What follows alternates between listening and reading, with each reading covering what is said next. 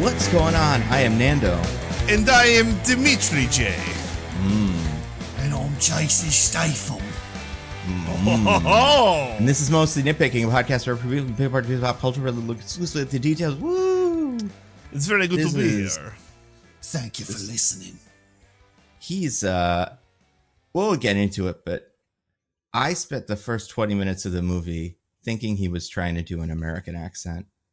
And a little bit, yeah. I couldn't figure it out. I think he tried to, like, American it up a little bit, but one of the that was the most shocking thing for me was like, oh my god, is this what this movie is? This the first time he's ever tried to do this? That would be cool. I cannot say I didn't hear anything but Jason Statham for most of it. Yeah, it's hard to say why, but I and especially later he gets very British and like at one point holds up a British flag, kind of, and like you're like, okay, this character's been British the whole time. But we'll get to it because we're talking about this week. We're talking about a movie that came out maybe like a month ago. The latest in the kind of beekeeper. I don't even know what you call it. Like what's the word? Like it's not a trilogy or anything, but it kind of is like a little, spiritual sequel to The Beekeeper. I just think it's like a movie director. Jason Statham's in. Yeah, it's a movie where Jason Statham gets and written by Sly Stallone. Is that also part of the equation? I don't know if Sly Stallone was involved in Beekeeper, but I don't think he was. He wrote this in one. This. Yeah. It was by what was the name of the production company? Do you remember? There was a production company that had a name of a Stallone character. It wasn't Rambo Productions, but it was something like that. Might have been Balboa Productions. And I was like, oh my God, is this a Sly Stallone vehicle? Right.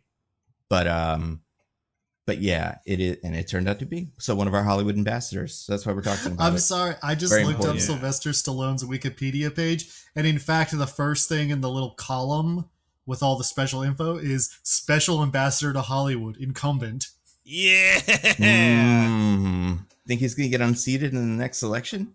Do you think that we should start asking the future candidates who are going to be your ambassadors to Hollywood, Asking the important questions. Yeah. We need to know. I mean, if we have elections, it'd be a helpful thing, but also maybe they'll all just be like Sylvester Stallone because we don't want him to become bored and start attacking us. And beat us up. Such a big guy. Yeah. Also, it is Balboa Productions. It is Balboa. Okay, confirmed, yeah. So, yeah, when that came up, I was very... But also, this was like an Amazon-financed movie, too? Yeah. Which is weird. And he has a relationship with Amazon, I assume, from Samaritan. Remember Samaritan? I do remember. We're getting a sequel to Samaritan. Are we? Good. That's what they say. And listen, that's my news of the week. It's not on Samaritan related news, but it's a sequel of a thing related news. I don't know if you heard this. Sad news for fans of everyone's favorite movie, TV, cinematic universe. But did you guys see the Citadel might be in some trouble? No. What? Yep. No. Yep. According to this is they partially because of Electric State reviews, maybe. But season 2, Citadel was supposed to have 2 spinoffs. That one was set in Mexico, and then another one was also existed, and now both of them may be canceled. That's a shame. Yeah, and there's oh my God! All right, how about this? I want you to guess how much Citadel costs to make. The first season, it was 6 episodes. I'm really bad at knowing what TV shows cost. $80 million.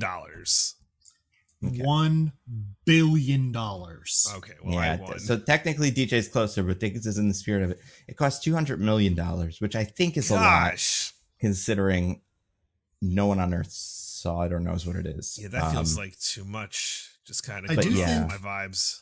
I do think there's an Amazon show. I think it's Rings of Power. That is the first $1 billion TV show ever. Oh, yeah. Cool. And that one makes sense because it's the Rings of Power and stuff. Those are expensive. A lot of effects and like sets and everything. Yeah. And all the reviews. They have to pay all the critics to hate it or like it or whatever. I don't know. I've heard this new season's good. Clearly they skimped on that budget because the reviews are middling. That's fair. But yeah, Citadel, on the other hand, had sort of two spinoffs: Citadel Honey Bunny and Citadel Diana.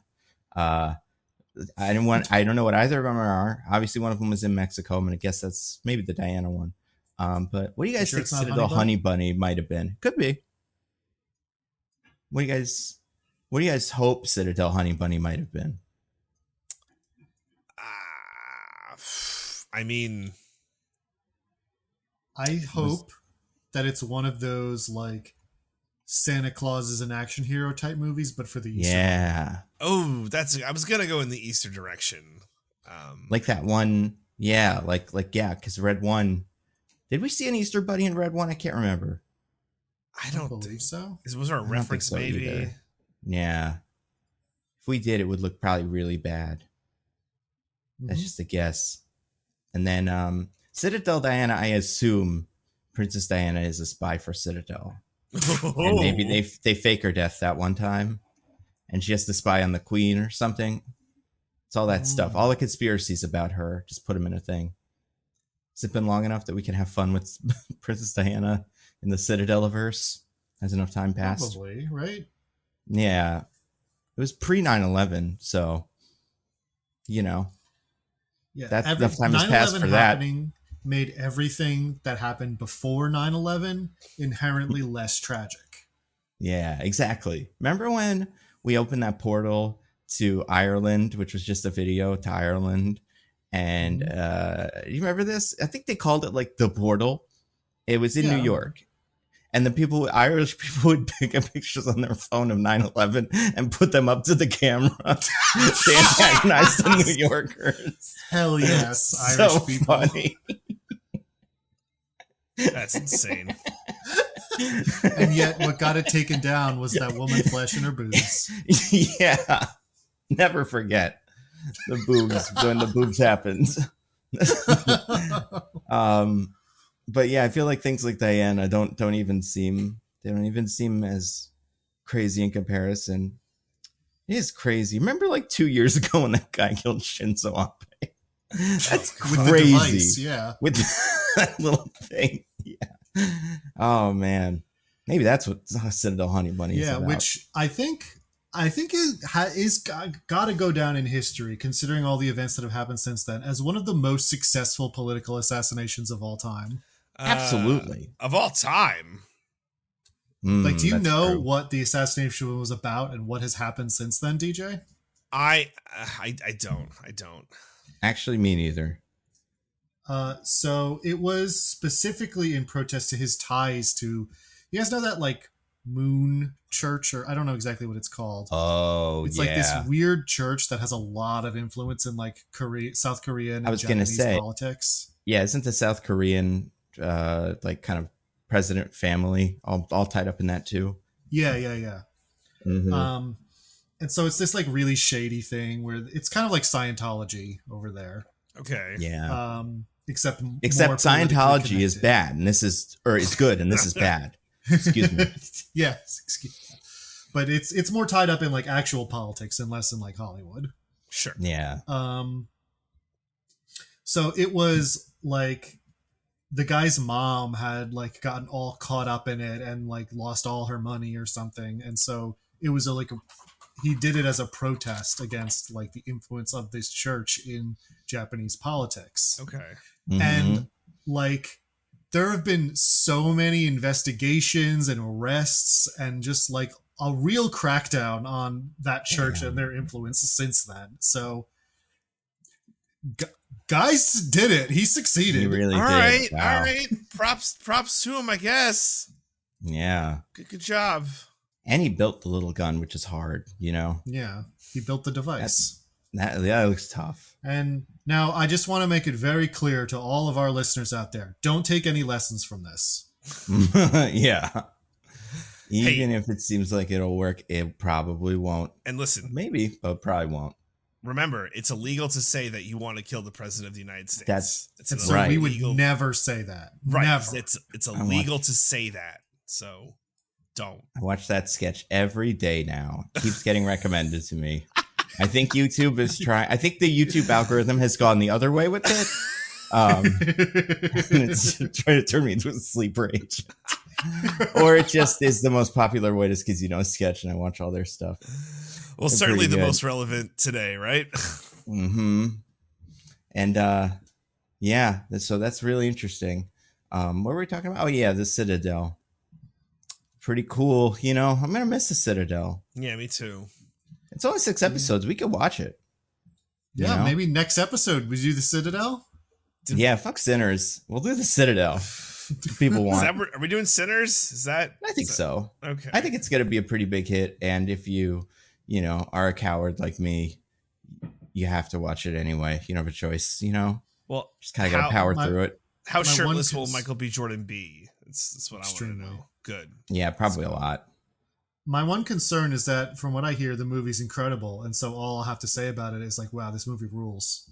Yeah, but it's like a vampire movie, right? So I feel like with we'll probably have a podcast where we'll be like, listen, okay, it's all the racial stuff and all the allegories very important. They should have waited till the day when it was light outside to try to kill the vampires. Why didn't they take all their time? They were so hasty. This could have been one day of if they had all just been quiet and had a big party in a barn or whatever. I don't know what happens in that movie besides that one trailer. But, vampires love that stuff. It's pretty cool. But yeah, it is supposed to be pretty good. Okay. And, good. But yeah, we could do Citadel. I mean, Citadel's got all the stars. That one guy from Game of Thrones. Remember him? Rob Stark? Yeah. Right. From Eternals. And Eternals. Yeah. Yeah. My want to do Citadel is like less than negative $1 billion. So it could be negative $1 trillion. Richard Madden is his name. Yeah. He's so hot right now. Is he? He could be. I mean, he's like going to be in season 2 of Citadel. Yeah. They're going to make the second season. And Eternals. So we'll see. Maybe he'll pop up in one of the things.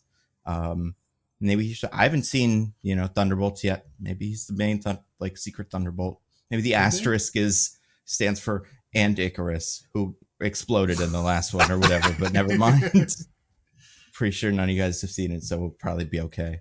Oh yeah, and Priyanka Chopra Jonas was in this. This was her not like big movie, but she was. This was another one of those kind of attempts to is she? Can we transition her into Hollywood? And the answer was no. Yeah. I don't want to tell. It wasn't a Baywatch movie. It wasn't. What else was she in? I don't know. She was in. I really want to find it on the list before I. Yeah, I don't know. What's she famous for then? Just from all the Bollywood stuff? No, is she a Nepo baby? Isn't she? Who's she a Nepo baby of? She. Oh, never mind. Oh. No, she's an Indian actress. Yeah. So. Yeah. She's married to Nick Jonas, so that's one thing, or at least was married to him. Nick Jonas. No, I mean, she's very famous in India for all of her work there. I guess my question is, what was her first crossover opportunity? Like, when was it Planes? The movie where Dave, what was his name? What was that comedian who used to scream about everything? I'm talking about? He was really Dane popular Cook? when we were in high school. Dane Cook, yeah. Where Dane Cook was a little plane in the Carsiverse. And the movie was made by not Pixar. She was in that. And she was in the video game. It's good for her. Probably got paid twice. Oh, and she was Kamala Khan in the Avengers Academy video game. Okay. All right. Well, now we're talking. Yeah, maybe this is a new month. Priyanka Sember or something is going to come up. Ooh. I'm worried that we'll have to start doing the Bollywood movies because there's not that many movies she's in that are not those. So yeah, but she was in Baywatch. I remember that. So anyway, Citadel. Anyway, those two are in it. Also, Stanley Tucci is in it. So that's fun. We like him. Okay, we do like him. We do like the Tooch. We love the Tooch. Yeah, he's pretty fun. How long has it been since we did a Tucci movie? Like 2 weeks, 3 weeks? Yeah, I know. We're overdue. he was in Electric State. Right. It hasn't been long at all. Yeah, that's what I'm saying. We're overdue. Tiny bit. Right. Yeah. Yeah. It's going to be a while before Devil Wears Prada 2, which is also on his Wikipedia page. Oh, Fountain of Youth. That could be it. Ooh. Oh, yeah, that Guy Ritchie movie that looks kind of weird. It looks like they're trying to make Indiana Jones, but with Mr. CIA. What's his name? John Krasinski. So he's in that. Anyway, you guys, that's the news. Citadel, it's on the bubble. Maybe they'll make Citadel Diana, Princess Diana. Everyone hold your arms up in the air, lend your energy to Citadel. We got to make sure to save the Citadel verse. Or at least make 15 comics like they do with whatchamacallit, with the Space Week guys. What was that called? That stupid thing we watched 2 of? Because it was 8 hours long in total. Rebel Moon. Rebel Moon, yeah. All the spin-off. I make a lot of Citadel spin-off material. We still haven't done the Rebel Moon director's cut. That's still on the table. For how long is it even going to be on the table, though? Like, eventually they're going to have to start freeing up space on the IMDb hard drive, or the Netflix hard drive. And I do think that'll be one of the first to go.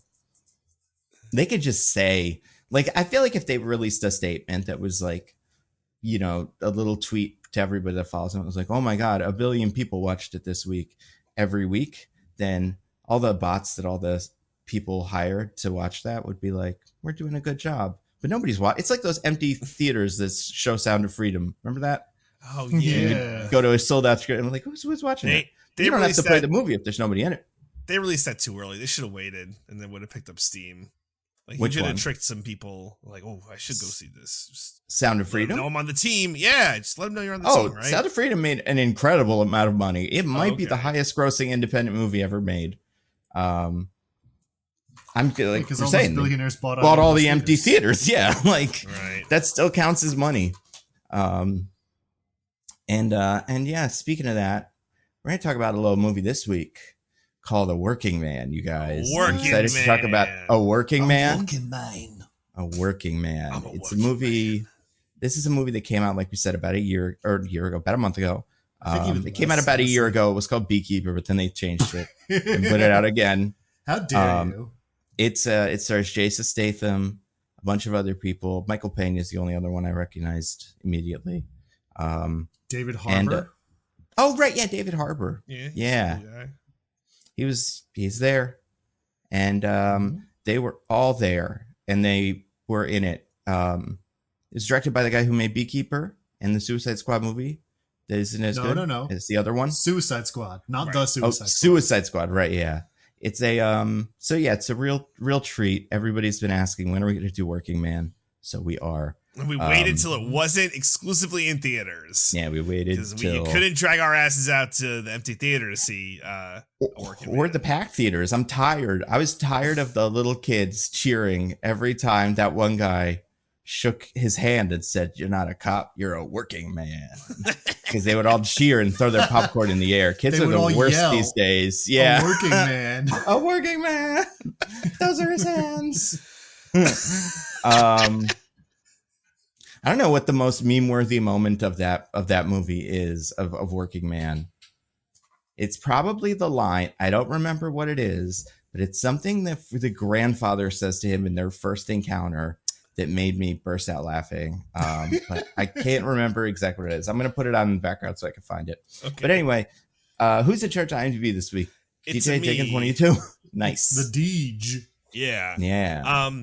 I did look ahead of time, and I'm a little worried. But wait, I'm getting ahead of myself. I have to talk about how the IMDb. You guys know this is the IMDb B as in spelling bee contest that we hold every week, and I have to tell you all like how it's created. The summaries on IMDb.com, and guys, it's amazing. It's dogs. It's dogs. It's like a huge secret, but it's dogs. They on like a treadmill, or what are they doing? So the dogs watch the movies, and then the dogs bark the summaries to the people at IMDb, and then they just write it down based on the dog's barks.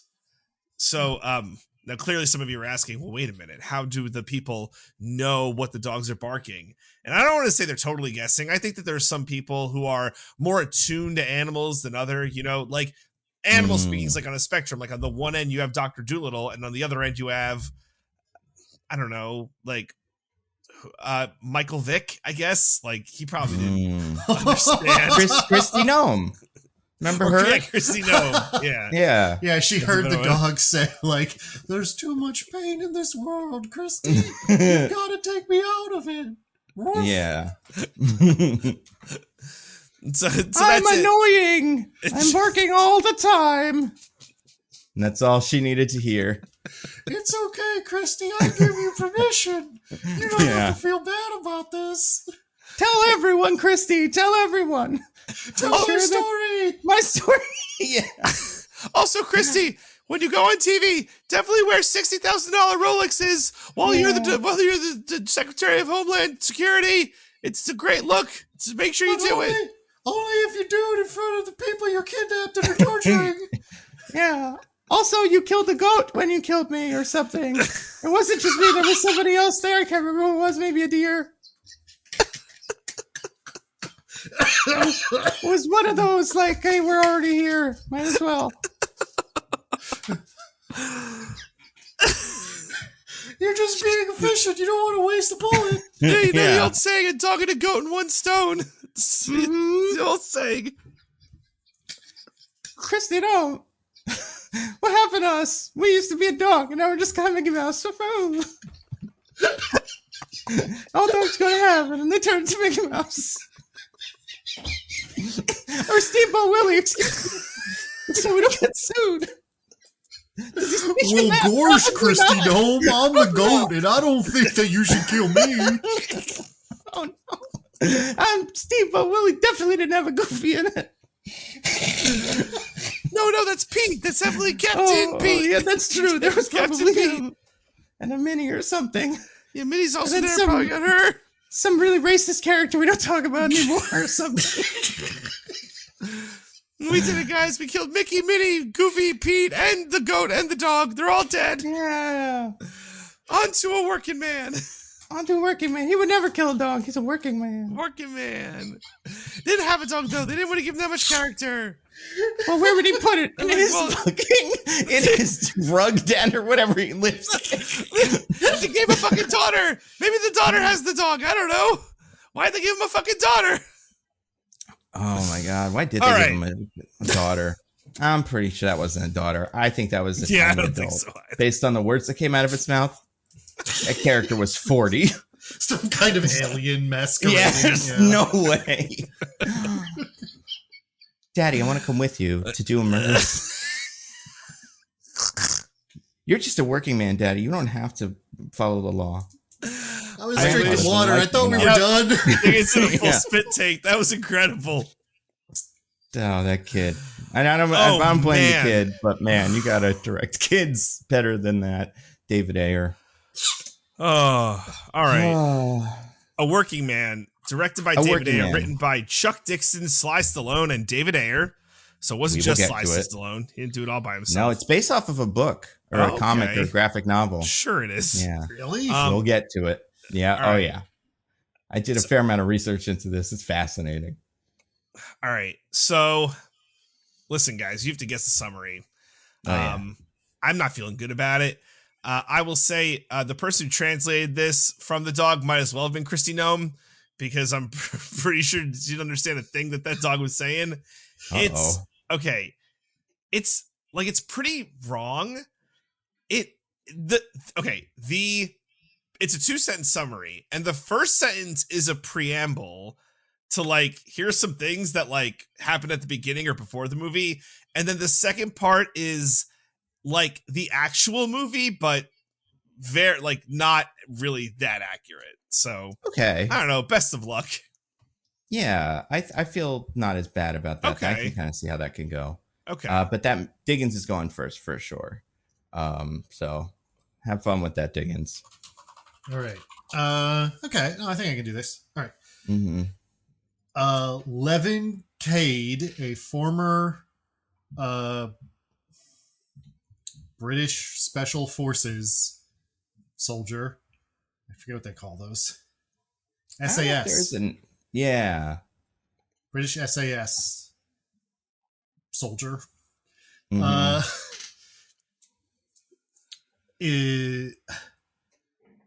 Has his daughter taken from him after his wife dies. Now a down on his luck construction worker, he goes on a path of revenge to set he goes on a path of revenge against Russian mobsters who disrupt his life. Okay, I got something somewhat different. All right.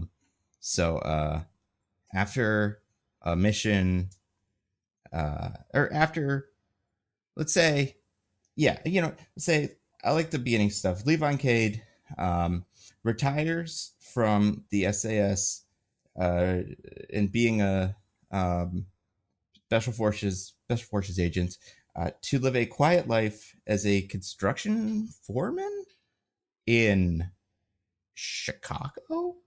But and then that's sentence one. Sentence two, his peace is broken when a friend's daughter is kidnapped to be or is trafficked, and humanly. He must, humanly, and he must call upon his skills to retrieve her.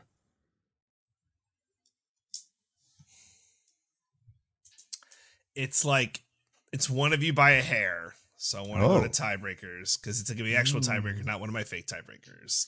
All right. So, okay. Apparently, this movie is based off the novel called Levin's Trade by Chuck Dixon. Novel? Okay.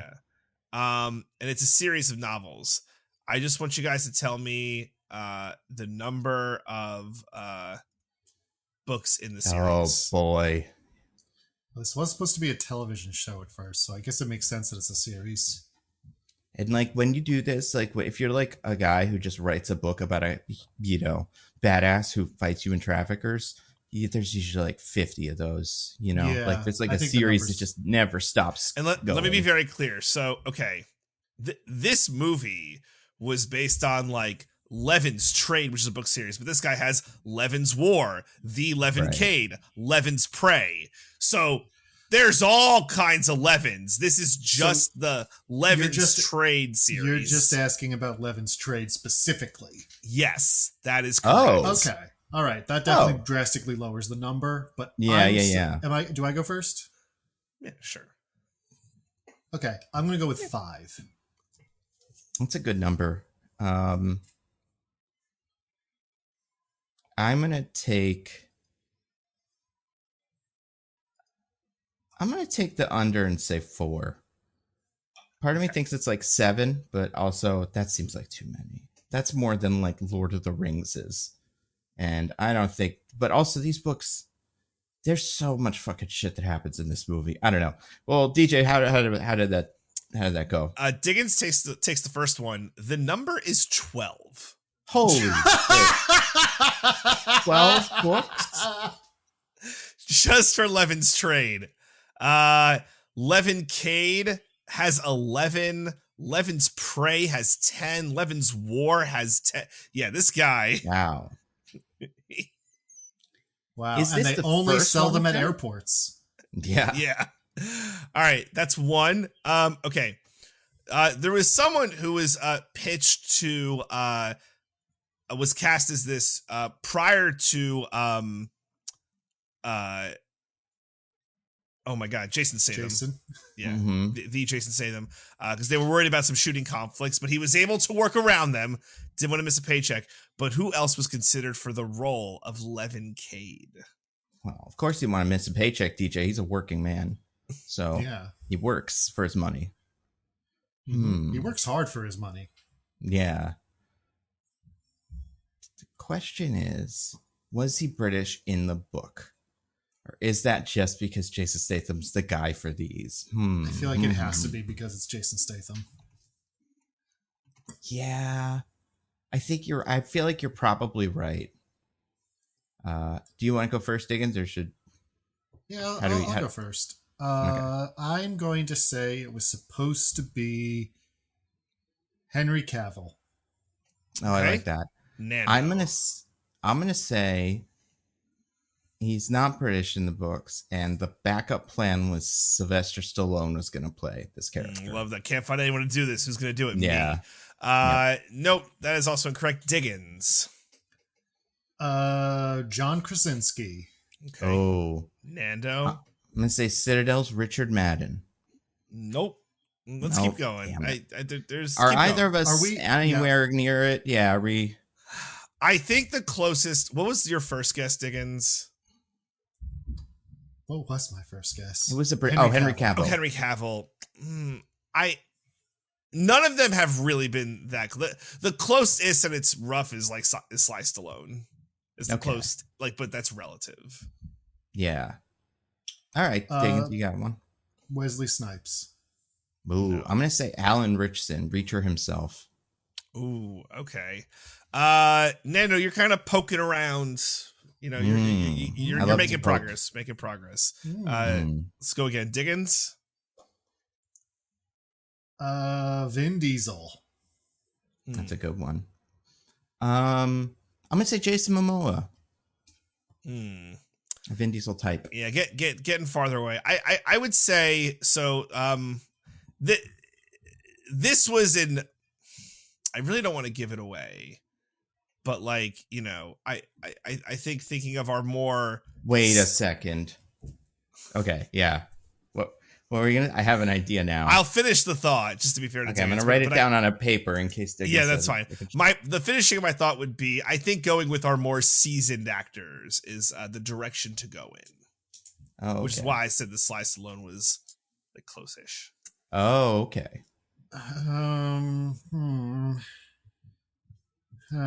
Kurt Russell. All right. Mark Wahlberg.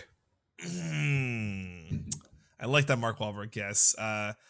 No. All right. Let's go with one more round, and then I'll give another. Was Kurt Russell or Mark Wahlberg closer? I think Kurt Russell was closer. Okay. All right, Diggins. Russell Crowe. Damn it, that was what I was gonna say. So good. Who's like Russell Crowe? Who's like Kurt Russell? I can't say the same thing, even though it's probably right. Who's like a badass? Who's older and makes who else was in the Expendables? Is Dolph Lundgren? How about that? Okay. Neither of you are correct. All right, so I'll give another hint. I think this is a very uncreative choice. Given what the movie is and what the main character is being asked to do. Oh, I think I know who it is then. So Diggins, you got one guess. No. Liam Neeson. Yeah, Liam Neeson. Frank they're just let's just get the Taken guy. Yeah, because this movie's Taken. All right. This is it. The final tiebreaker, the final countdown. Hopefully this goes to Wonderful. one of you two. Okay. How could it not go to one of us two? Who else would take it? Oh, hopefully. Or that one of you guys gets it. Okay. All right. Starring alongside Jason Statham, well, kind of. There's no one is a really big star in this movie, but Jason Fleming is also in this movie as bad Russian guy. Him and Jason Statham have appeared in 3 other movies together.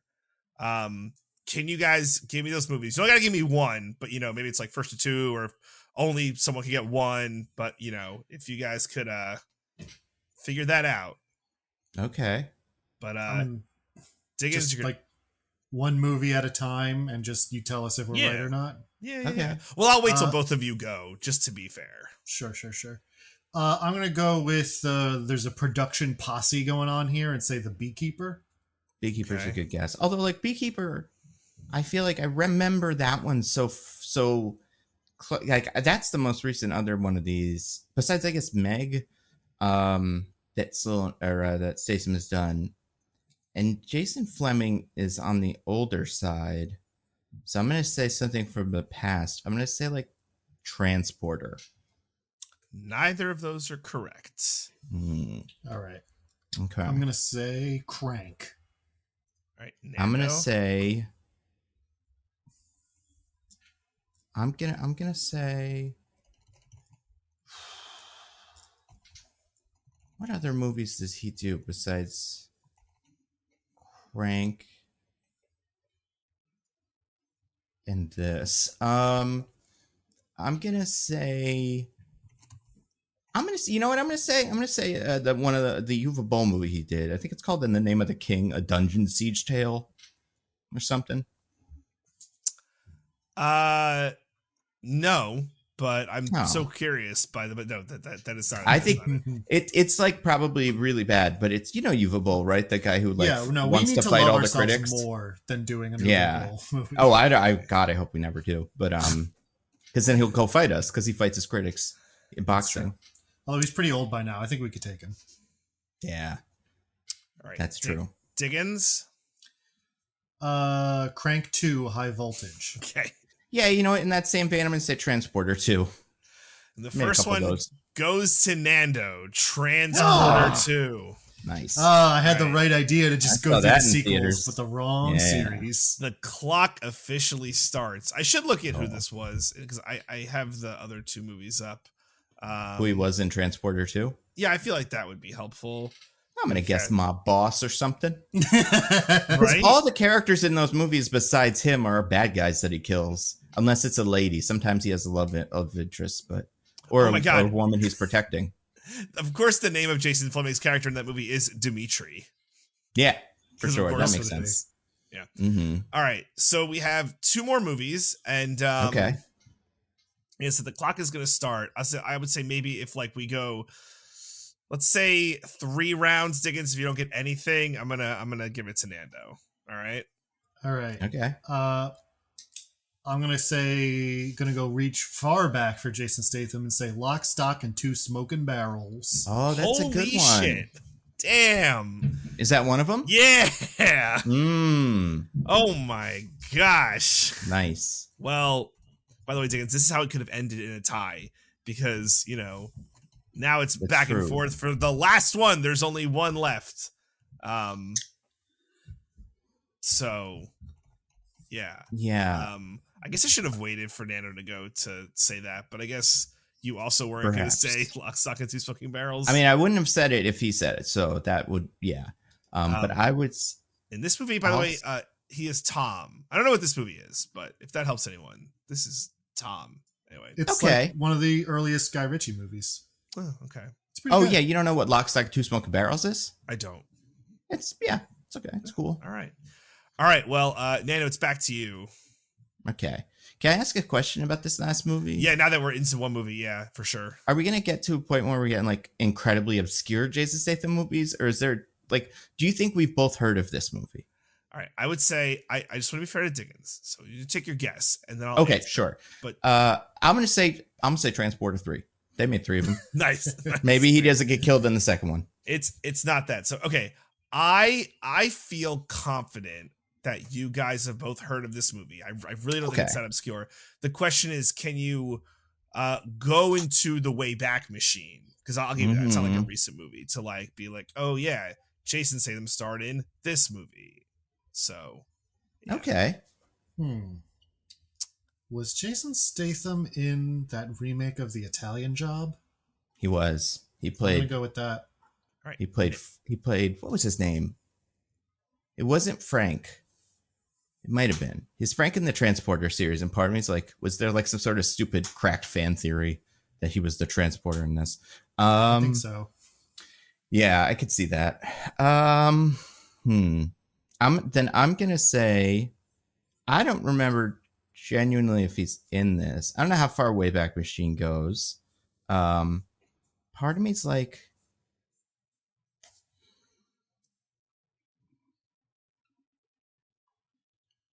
I can't think of a movie older than Transporter that's not Snatch. I don't know if he's in Snatch, but I'm going to say that. Congratulations, Nando. That is the third movie. Oh, okay. Snatch. Very good. Very good. He had the Guy Ritchie pipeline because he was also in a couple other movies he made. Some movie that was about chess or something. And for a while he was the guy that Guy Ritchie would call for stuff.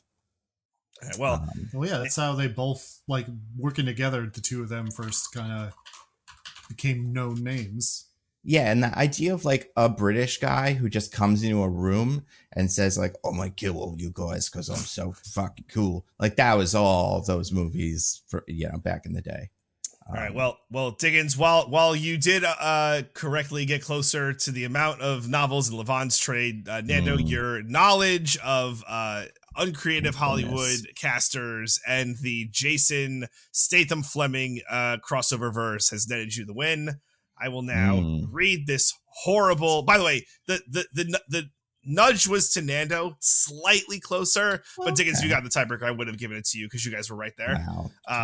So it didn't really matter, but here's this horrible, awful summary. Okay. Levin Cade left his profession behind to work construction and be a good dad to his daughter. Did he? But when a local girl vanishes, he's asked to return to the skills that made him a mythic figure in the shadowy world of counterterrorism. Was he though? I know. This is a really bad summary. Yeah. I mean, if they say so. You both kind of had the parts that were in there, and I think, Nando, you had some slight phrasing better. But again, it was basically a tie because this summary was terrible. With that being said, Nando, you get to tell us what you thought of A Working Man. This movie, man, is so it's not good.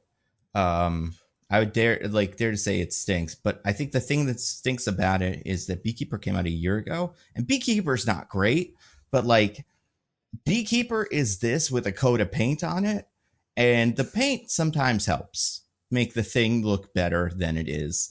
And like when he's just a man who has a skill and he worked for a government or whatever, it's very boring. But when he is like a beekeeper who protects the hive and makes honey, that's like something to sink your teeth into. Because yeah, this movie feels like the most generic of the Jason Statham movies that I can imagine. And I have seen almost all of them. Looking at this list, like I've seen a lot of these Jason Statham movies. I don't think he's bad in it, although there was a part of me that was like, I couldn't figure out what's going on with his voice. But it's just because all of his lines in the beginning are 2 words or something. Characters will say like, "Hey, Jason Statham, I really trust you. You're a great man." And he'll say, "You too." And then like go and do his business. And I think the action scenes in this movie are fine. They're like not bad. And in it, especially compared to Beekeeper. But yeah, it's way too long. Like, and there's way too much shit going on for a movie where it's like they stole the girl, we got to get her back. You just figure it's like, okay, well, we're going to go and find one and then get the next one and then kill that guy and then get the next guy, kill that guy. But there's so much shit behind that. And then new locations and new factions. And it does feel like something that came from like a meandering novel because there's just so much backstory. And it's like, I think any of these movies, I don't think this would have felt good before it, but in the like, because I've actually never seen Taken. I know it exists, and kind of I know the gist. Yeah, it looked not that great. I saw the trailer and I saw that bit where he's like, "If you give me my daughter, that'll be the," and I like that. But I can't imagine he says that to all the guys he kills. So what's the point? But I do think in a post John Wick world where they keep making these, it seems so like you're just like, no, do John Wick. Just have a list of guys and kill them one at a time.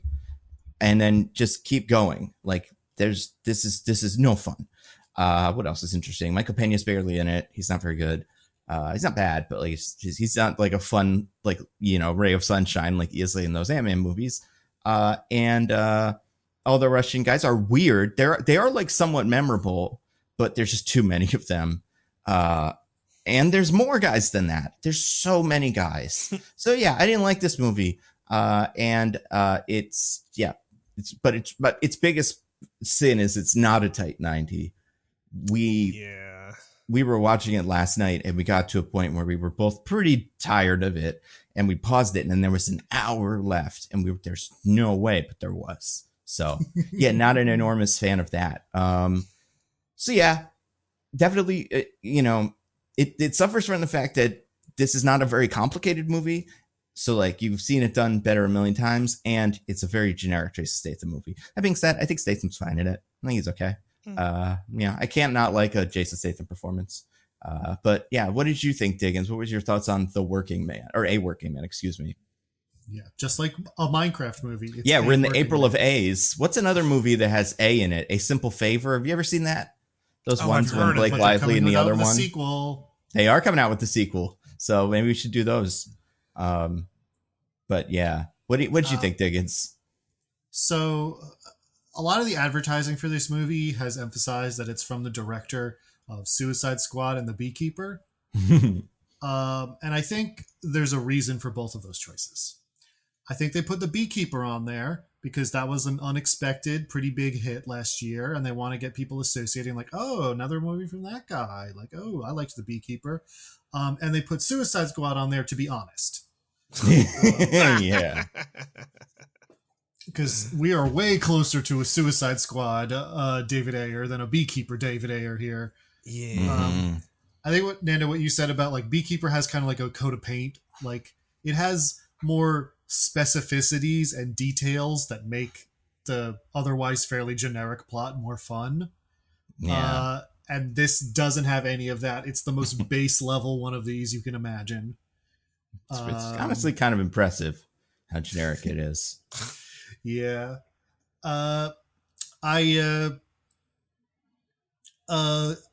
We also alluded earlier to the little girl character being a space alien.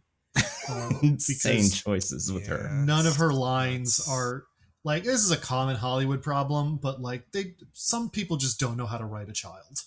And so they just write adult lines that a child has to say. Because they've never met them. Yeah. They've never met a child in their life. They're just like, I've never seen it this bad. Like in a movie where the child isn't also supposed to kind of be a little boy genius. Like we talked about Crazy Stupid Love, where that kid's like so smart and he's like, Dad, why don't you just, get back with mom and fix your marriage? But like that's a comedy and it's kind of stupid.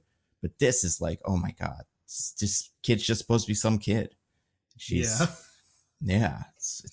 bizarre. It has that thing. I think Suicide Squad did a lot of this too, where it's like every shot is a close-up. So like you never get a real sense of place, especially in action scenes when things are happening. Everything's just various close-ups. There's like never an establishing shot for the action or like a wide shot so you can see more of it.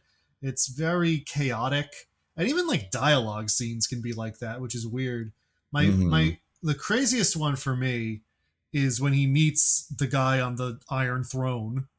Dutch, is that character's name, I think? Oh, man. Dutch. Yeah.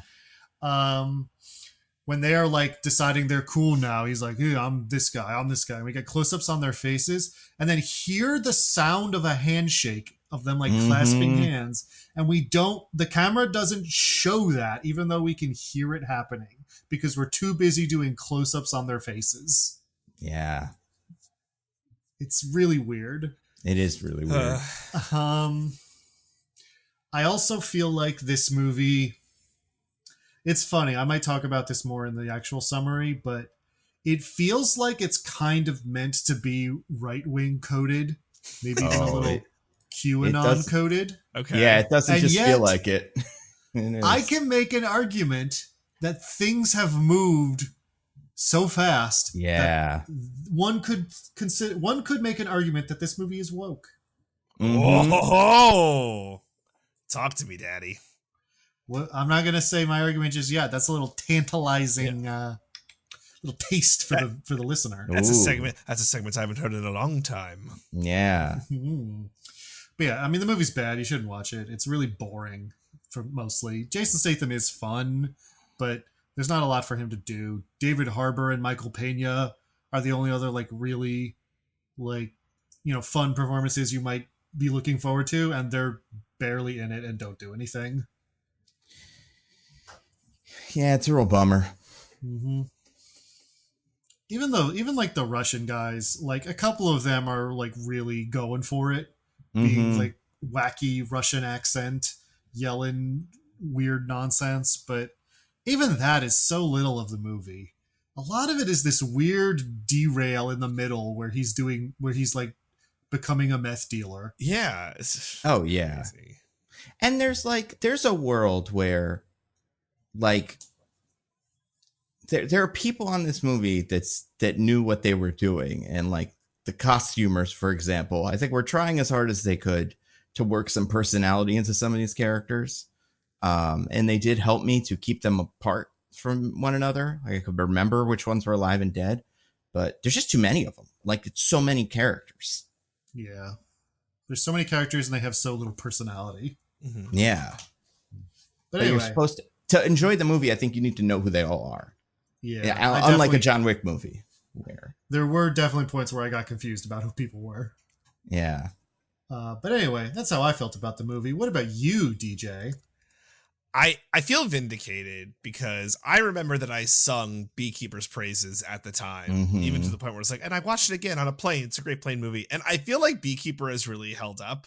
I think the problem with this movie, that Nando, I think you nailed it with the coat of paint. The other thing is like, I know we complained in Beekeeper that it's like, man, it's like Jason Statham just going in and punching Guy and it is the undefeatable Superman is like kind of boring. But like, I think when the movie like at least has like the Beekeeper mystique around it, where it's like, you pissed off a beekeeper, what have you done? And like, it starts as he is protecting old people from being scammed by scam artists to, I now must kill the president's son. That is a fun escalation of this movie. Yeah. And this movie has just none of that.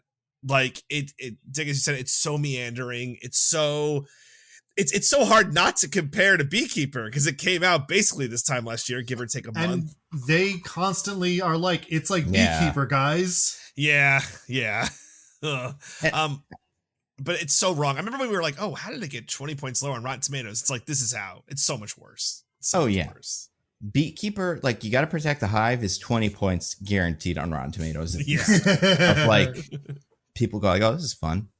Like, yeah, this character does so little. Like at least with Jason Statham in Beekeeper, like you kind of go like, well, what does he even do in his spare time? He makes honey and he likes it. He seems to put a lot of effort into it and he hangs out with this lady. But like, what does this character do when he's not at the construction site? Just close his eyes and wait patiently until the next day. He doesn't have a house and he doesn't have friends or he doesn't see anybody. Like he hasn't seen that one friend in a really long time. So like, he only sees his daughter once every week or something like that. 2 hours a week. 2 hours a week. Yeah. So what's this guy doing? And it's just nothing. And it's not like he's like this like socially awkward guy, right? Like he's able to go to a bar and like mostly be normal. So it's like, I don't know what this guy's deal is. This is a Leon Cade or Levin Cade, very bad character. In this, maybe he's cool in the books, but not fleshed out here enough at all. I also don't think he just eats like peanut butter and tuna fish in his car and then gets like nice, food made for him by like friendly immigrants. Like I don't think that's what's happening. Yeah, he's got a very good he's such a nice man. And he and is that the wokeness you're talking about, Diggins? Because I could see it now actually as I said it. All right, yeah. All this to say, as much as I loved Beekeeper, I did not like this movie, right? It's like they did a Taken with different steps and it's much more boring.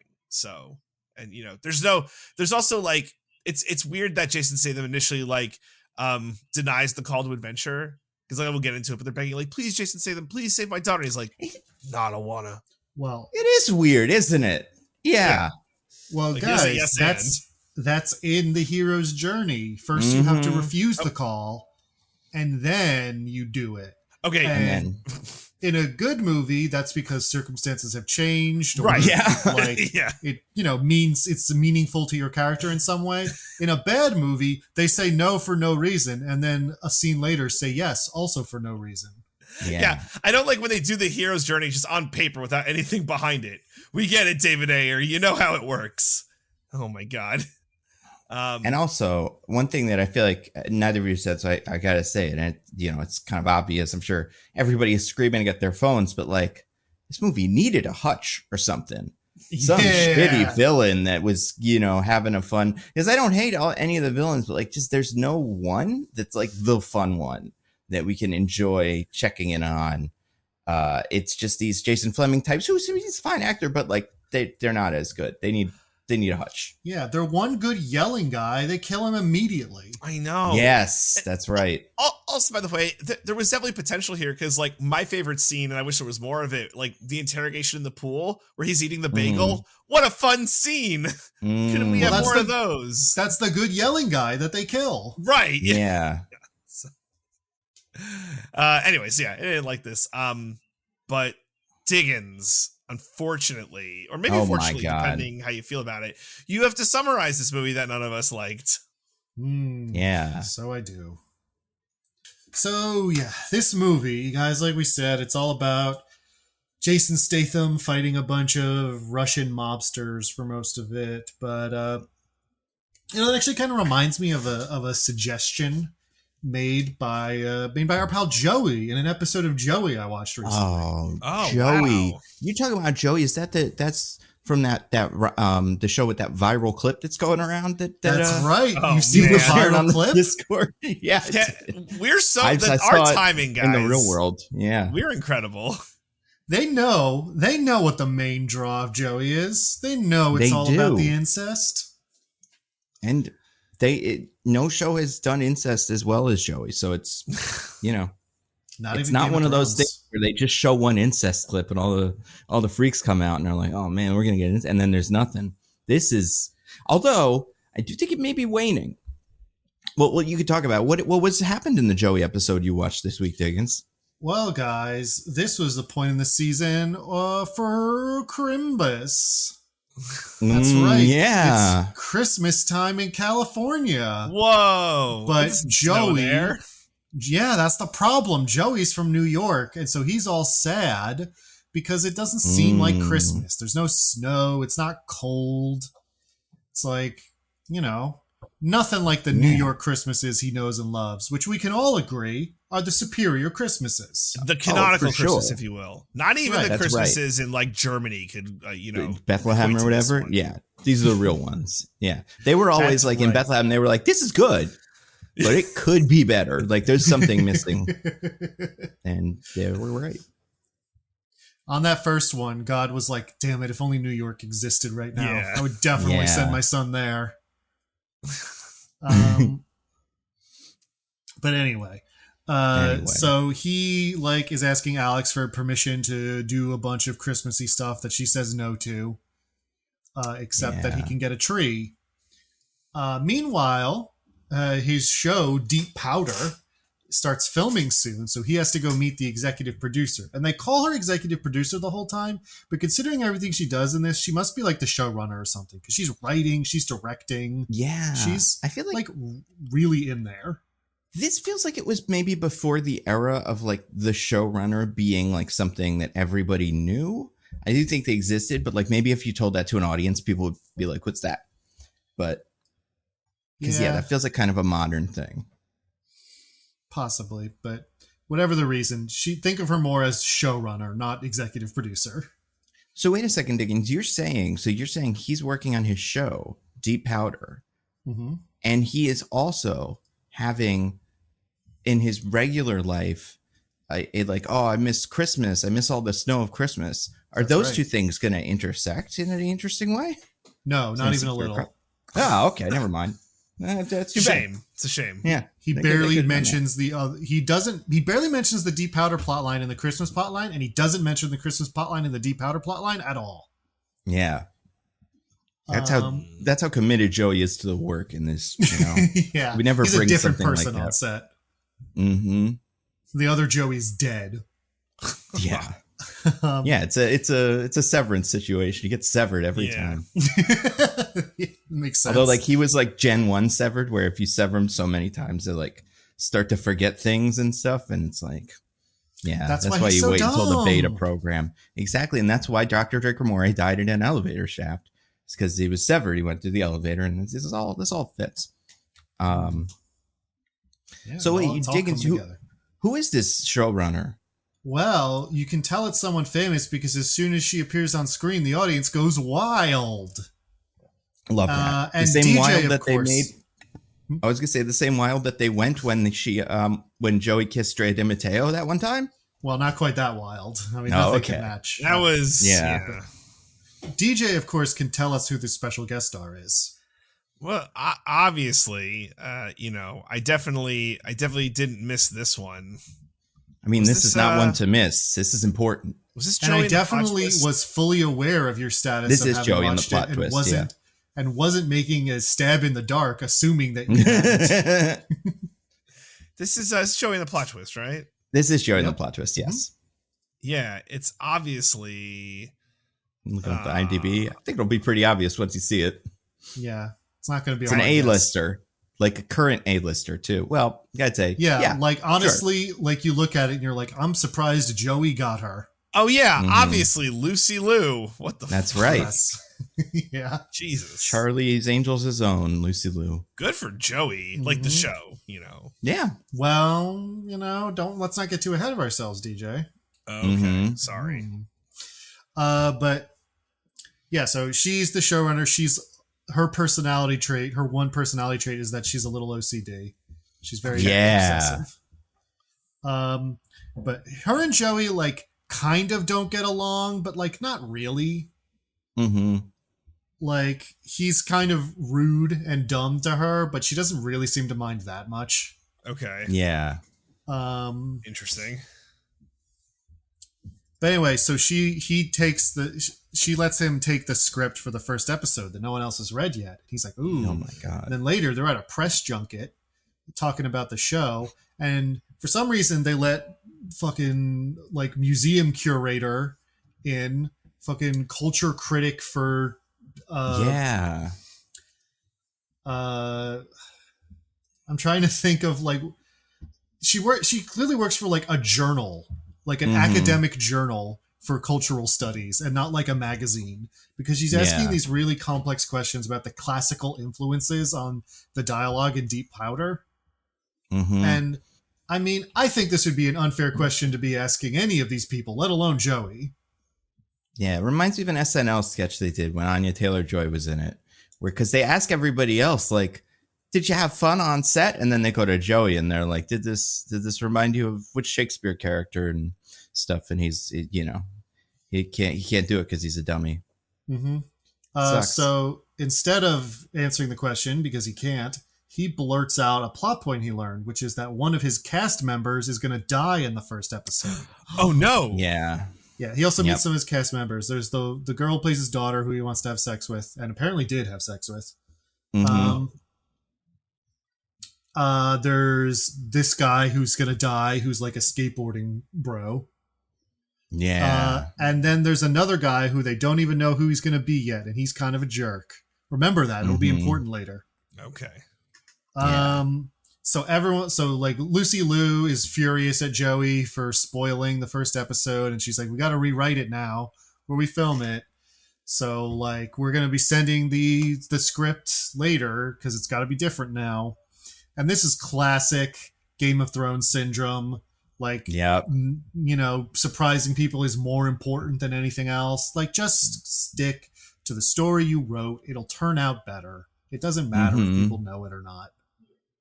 But anyway, especially not for like whatever this is. This isn't like, season 8 of Game of Thrones. Like, oh my God, they're going to spoil the final ending. This is Deep Powder, a show that does not exist. Like this would be the first episode of it ever. And nobody knows who any of these characters are. Although, DJ, do you want to take a stab at how he's going to die in this episode? How this character was supposed to die? Well, we don't know how this character was supposed to die. We only know the rewritten version. Yeah, I assume the rewrite is the same, but with some characters switched. But possible, either way, but we don't know that for sure. Is it? Yeah, DJ. It's not they fell off the mountain. Is it like heart attack while eating a cheeseburger? No, DJ, you're thinking too realistic. Murdered by long lost brother. No, too realistic. Oh my God. What's the main problem that a ski resort would have in terms of like an avalanche danger? This might cause an avalanche. Like an earthquake? Dies from like an earthquake? This would seem like an earthquake. Too natural. Yeah. Fucking, does a meteor hit the resort? No one's responsible for that, DJ. Yeah. Does someone like set off like explosives or something? That's right. Yeah. Oh A bomb that needs to be diffused by cutting wires. This is one of those shows. Oh, wow. Wow. That's fun. This is 2004. So like, yeah, right. We're going, this is ripped from the headlines, you know? This is what the people are talking about. I hope I don't. People were constantly cutting wires on bombs back in 2004. I mean, probably. Yeah. But yeah, so Joey gets the new script, and now he's the one defusing the bomb on top of a cliff at the end of the episode. Except he doesn't get to have the last page of the script. They're holding it back so that nobody spoils it. Specifically, they say it's because of Joey that they're doing that. Like in the script, it says that. That's funny. This is where the Marvel Cinematic Universe gets it from. Mm-hmm. Otherwise, they saw this and they were like, "Oh, we should never give the actors the whole script and just tell them." Yeah, so I guess that's another thing they're taking cues from is that whole situation that's also dumb and makes the movies worse. No, it's good. I like that. So Joey's all worried about it. He's also upset because they go to buy a Christmas tree and he refuses to not dress up all bundled warm like he would in New York. So he's having heat stroke. Classic Joey. That's the whole joke of that scene. Then while he goes off to work and he's like convinced they're going to kill him and he was going to lose his job, Alex, Gina, and Michael are like, let's decorate the apartment all Christmassy while he's gone to cheer him up. And they're also like, Christmas is fun again because now we have another person with childlike wonder to be excited about. Joey, instead of a literal child. Joey goes to work and he's like really sad and like trying to get Lucy Liu to change her mind, and she's just like, just do the scene, and he's like, okay. So he does the scene. He tells the small child to run away while he defuses the bomb. Yeah, I was gonna say he has the working man small child rating in this, where there's a small child who's also helping defuse the bomb. It seems like that's a fun joke, DJs. It seems like there's a bit where it's like, oh, what about this guy? Is he the one that's gonna die? And then it comes on and it's a cute little kid, and he's like, hello, Mr. Joey. He's using that same voice all the dogs in heaven use. Yeah. That's right. Defuse the bomb. Yeah. So Joey goes to defuse the bomb. He's clearly upset. Like, he's doing that thing in TV shows where Matt LeBlanc is obviously a professional actor who can, convey emotions on screen. But when he pretends to be an actor for a TV show, he seems like he's really bad at it. Awful. This take is unusable. Like, I get what the point of it is, and like, but like, man, what a waste of time. They probably redo everything before the end bit. Yeah, for sure. Which is the bit where he sends away the kid. He says like, "Go, kid, get out of here!" Mad that the kid is going to survive the episode and he's not, and like, yeah, really going to color this performance in a way that I think is not what the screenwriters intended. But whatever. Yeah. Anyway, so he cuts the wire and he's like, "Oh!" But then Lucy Liu calls out, "All right, keep going. Joey lives. The guy's alive. The bomb doesn't explode." And so he like starts like shouting and jumping like, "Hip hip hooray! I lived!" And he's like, "Wait, did you do all this just to trick me for a performance?" And she's like, "No." And he's like, "Okay."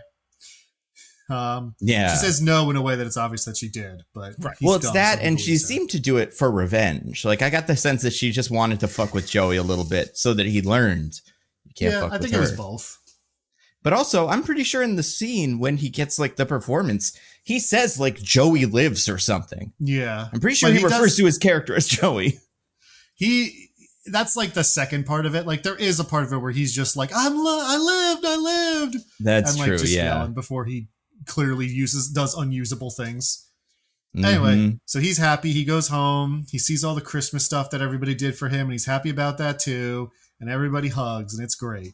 And then in the tag, the post, the during credits thing, he's like, "So wait, what's the plot twist going to be if I'm not dying?" And then the jerk guy who I told you to remember earlier. Did you remember him, DJ? I did. You said he would be important. Yeah, so he comes in and he's like, hey, they finally figured out who my character is. I get to be a helicopter blade instructor, and I'm doing my first scene drunk. Yeah. Okay. Doesn't seem good. Very timely in our current age. Oh, the helicopters, am I right? But True. Yeah, Nando would disagree, but helicopters, very deadly. Very apparently dangerous. not as easy to fly as you thought. You never know. But yeah, well, from what I learned a lot about helicopters this week. Apparently, sometimes the flopping of the blades just hits parts of the helicopter it's not supposed to hit and cuts them off, right? Like, you don't even need to fuck up helicopter flying.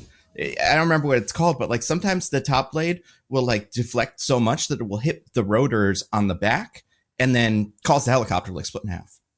It's crazy. Nobody could fly it. I can, but nobody else. That is crazy. Yeah.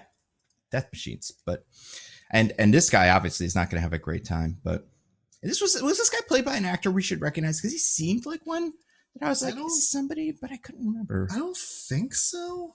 It's like Mark Duplass or something like that. Let me see. But I don't think so. But anyway, that's Joey, guys. This episode was, Nando pretty much already alluded to it, but the two halves of the plot, even though seemingly very related, are extremely separate. And and like I think the like work plot line isn't bad. But the Christmas stuff is just so nothing. Yeah. So it's better than the last one, at least the Vegas one, which was just really meandering and didn't go anywhere. But I don't think this is top tier Joey. No, it feels like they knew this was going to release around Christmas. So they got to do some Christmas stuff. Like they got to have the characters react to Christmas, but they don't commit to it enough for it to be interesting. Also, I looked it up. So this is not, I don't think the jerk is this guy, but one of the actors on Deep Powder with Joey is Nat Faxon, who that's the skater bro. Colby Donaldson is the jerk. Yeah. But people might recognize Nat Faxon. He played the Swede on Our Flag Means Death. I want to say he's in like The League or something like that. He's one of those guys who you see in all over the place. He's got like 30 credits in 2022 to now. So he's a guy successful. What do you think of Lucy Liu in this one, Diggins? She's fine. Like, oh no, I love for the Liu. She has a lot of energy. I like Lucy Liu generally. I think she does bring a lot of energy to her role, like when she's supposed to be like obsessive about things, and she does have that kind of like demeanor of like outwardly friendly but clearly mad or like doesn't like Joey, which is kind of fun. So I think she's a decent addition. Yeah, I don't mind her. I mean, she's a good actor. Is she and she was down for this sort of thing, which is cool. Look at her now. She's in that movie where the ghost is the camera or whatever. It's that movie? Right. Presence or whatever. She's crushing it. So good for her. And she's in Red One, the biggest movie of the year. That's right. She's in Red One. Yeah. And she might be in, if it is Citadel Honey Bunny, as some sort of Red One Bunny spinoff, she'll probably be in that too, because she's the Nick Fury of this universe. That's right. She's not secretly the bad guy, even though the movie kind of seemed to think she was, but then it gave up on that. Nope, there was no secret bad guy at all. It was just Kieran Shipka the whole time. Yep. The real plot twist is no plot twist, no plot. And just guys standing around, muscle guys. Wow, Joey. Speaking of the real plot twist being no plot, let's get back to a working man, fellas. Hey. All right. So, a working man. Although before I start, of course, because there's still the ongoing litigation between DJ and the Wheel. We have to bring in another replacement. So, guys, I'd like to introduce you to the box of Tic Tacs. Whenever you have something you want to say, you just shake the Tic Tacs. And then you pop one out, and when you eat the Tic Tac, it'll, just display whatever your thing was, like you said it. Oh, good. How do you guys do Tic Tacs? Do you bite them, or do you like let them disintegrate in your mouth? Yeah, like 5 seconds in the mouth and then a bite. I haven't had a Tic Tac in 18 years. Get out. You're Really? about to find out. Yeah, this is going to be big. Do you ever have those ones that are orange that are basically candy? Not that they're not all candy, but I like, was gonna say, like Tic Tacs are candy.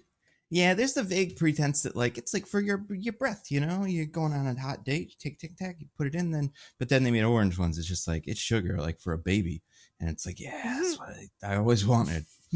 Pretty good. But yeah, Tic Tacs, great. Yeah. So one might even say that when you shake the Tic Tacs, they might go tick tick tick tick tick. Oh, that's so clever. But anyway, so you guys, if you have anything you'd like to discuss, anything you want to do a deep dive on, you just shake those Tic Tacs. All right. Otherwise, I'm going to get started. All right. So, A Working Man. We open with this really overwrought title sequence, I think, about like zooming over the planes and like a bunch of weird like effects happening. So weird. It feels like it was from another movie. None of that shit happens in this. Yeah, it's supposed to be like a preamble, right? I took that as that's his like backstory. Possibly. And it's just that was like my bombs and shit, you know? He just was there for all the stuff. This is what he used to do. Yeah, but then he wakes up in his car, and by him I mean Jason Statham. Or excuse me, Jason Statham. Mm-hmm. Yeah. Well said. He wakes up in his car, which is like a blue pickup truck. He brushes his teeth, and he heads out to his honest, hard-working construction job. Because that's what a real man does. He works with his hands. A working man. Yeah. He's a working man. But he's also like some sort of manager, it seems, right? Like he's the foreman. I think he's the foreman. Yeah. So does he do a lot of working, or does he just sit around and, point at guys and go, you? Yeah, I mean, mostly he would be telling other people what to do. So he's not really working. It's still work. No, that is work. All work is, Everyone knows the higher up the chain you go of management, the less valuable and important your job is. Yeah, I guess that's a great point. Also, one really small thing I just noticed. Remember how he later is going to have a patch that he's going to show his daughter and be like, this is you, American and British. Yeah. We never see that in this little intro. We do see a full American patch and a full British patch. They don't make the middle one by just cutting those two up and stitching them together, right? I assume you get that if you're from a different team. No, that's what he did, actually, in that scene. Like, you remember how he leans back and you hear, like, a little rip noise? That's actually him taking these two, ripping them up, and then stitching them together to give to his daughter, just really fast. That's great. I like that about him. Mm-hmm. There's some, you know what? Actually, there's some iconography in this opening credits thing that I don't hate because it's insane. It's like, like, because he's a working man, right? So like, it's like a concrete roller, not roller, well, a tumbler, whatever you call those ones. But the drum turns into a grenade because it's like he loves grenades and also pouring concrete. Makes you think. Kind of funny. Yeah. But anyway, he's going around and the people he works with are like, my grandma made you this food and she insists that you take it. And he's like, oh, right. Because everyone loves him. He's the best guy in the world. He's got a really short temper, it seems like, in other situations. So maybe they're all trying to placate him. Yeah, they're all scared of him, like huge. Honestly, much more likely. Mm-hmm. Anyway, then he goes to see the boss, who's Michael Pena, and his wife. And they're having their daughter do like accounting for them. And she's like, oh my God. And she's like, you should maybe pay me for doing work. And Michael Pena's like, I raised you. That means I'm entitled to free labor from you for the rest of your life. He's right. That is true. I mean, she's what, 18? Like she has just gone to her first semester of college, I think. Yeah. Chapman. So I think is she still living at home? Not clear.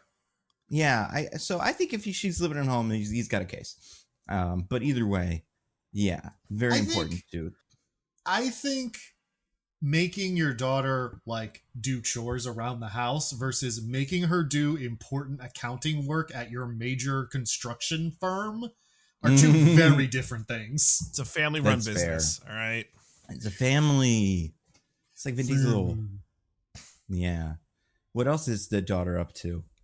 Well, she's booking this whole big celebration thing with her girls to celebrate the first semester, we assume, of Whoa, college. tick, tick, tick, tick, tick, tick, tick, tick. My tic tacs are going insane here. Tac, tac, tac, tac, tac. Let me just Whoa. put open, eat one, crunch, crunch. I do bite them. This is an insane ask for her. I don't even have, there's no slice for this because I forgot to write this out on my little thing. But I want to go through some of the items on this list for what she gets and then like what it is. Because like you're saying, and it ends up being what, like 5-6 people maybe. We see them like kind of dancing around or whatever. A pretty normal group of girls. For like you're saying, first semester is over in college party that they're going on. Yeah, we did it. Anyone's birthday. This is not a bridal shower or something like that, or bachelorette weekend or whatever. They are going to spend, and it is in Chicago, the city where they live. Yeah. They're going to spend $700 on a party bus. Damn. And Michael Pena's like, you don't need to spend much money on a party bus. They're like, goddamn right, Michael Pena. Yeah. I agree. Money? That's an insane thing for 5 people.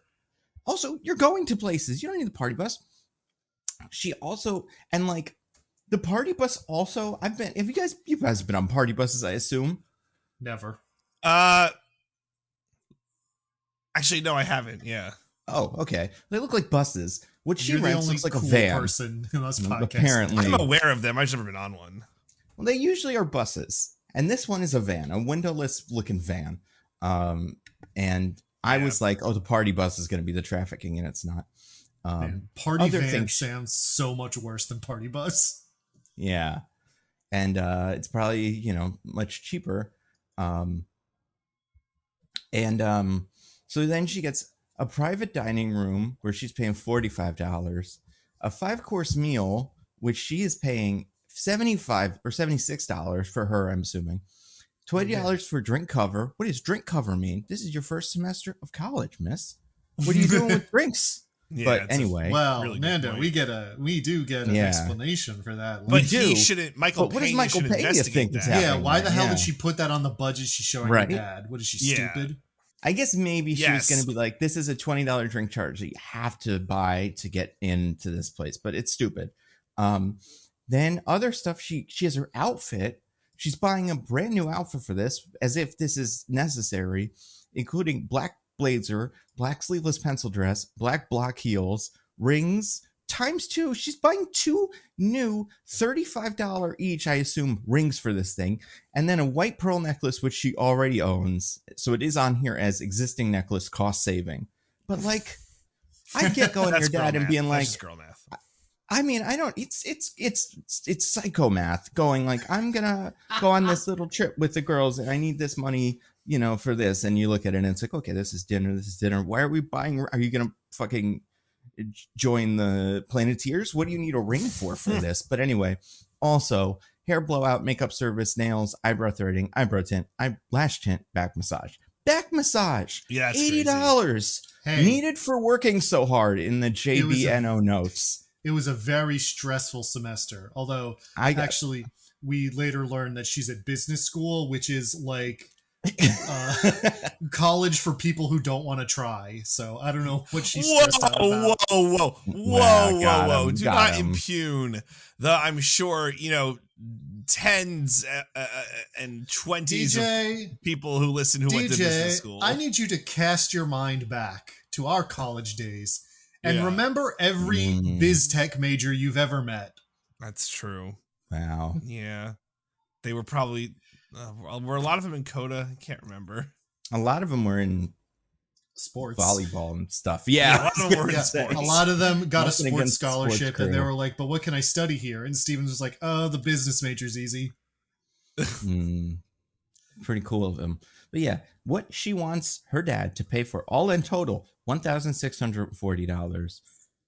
And like, presumably just for her, I also assume, because that set 5-course meal, $80 isn't paying for 5 girls. Yeah, that's true. But also the party bus rental is like $600. That might be the whole party bus cost. No, she has to be fully paying for that herself, right? Like, there's no way that's a share of the party bus rent. That's what I mean. Yeah. So she's eating all. She's main party bus, but also all this other stuff is like not. But yeah, like she is gonna spend $389.48 on a new like outfit for this, which like if you have to make a spreadsheet for your dad, you just don't do that part unless she's putting that part in, expecting it to be cut. Which again, that's a business major stuff for you. You know, this was her full ask that she was always planning to negotiate down. But she didn't expect Jason Statham to be there and go, give a girl what she wants or whatever. So then she got it all. Jason Statham gets involved. It's the mom who's like, I'll just give it to her. That's true, yeah. But yeah, I think there is an unspoken understanding in this movie that Michael Pena is very rich. Oh, yeah. Mm-hmm. You see that house? Yeah, I know. In Chicago, I'm sure that's, very expensive. Well, I'm sure some Supreme Court justices can let us know how expensive those houses are. In fact, we might know from all the bribery we've done. That's true, yeah.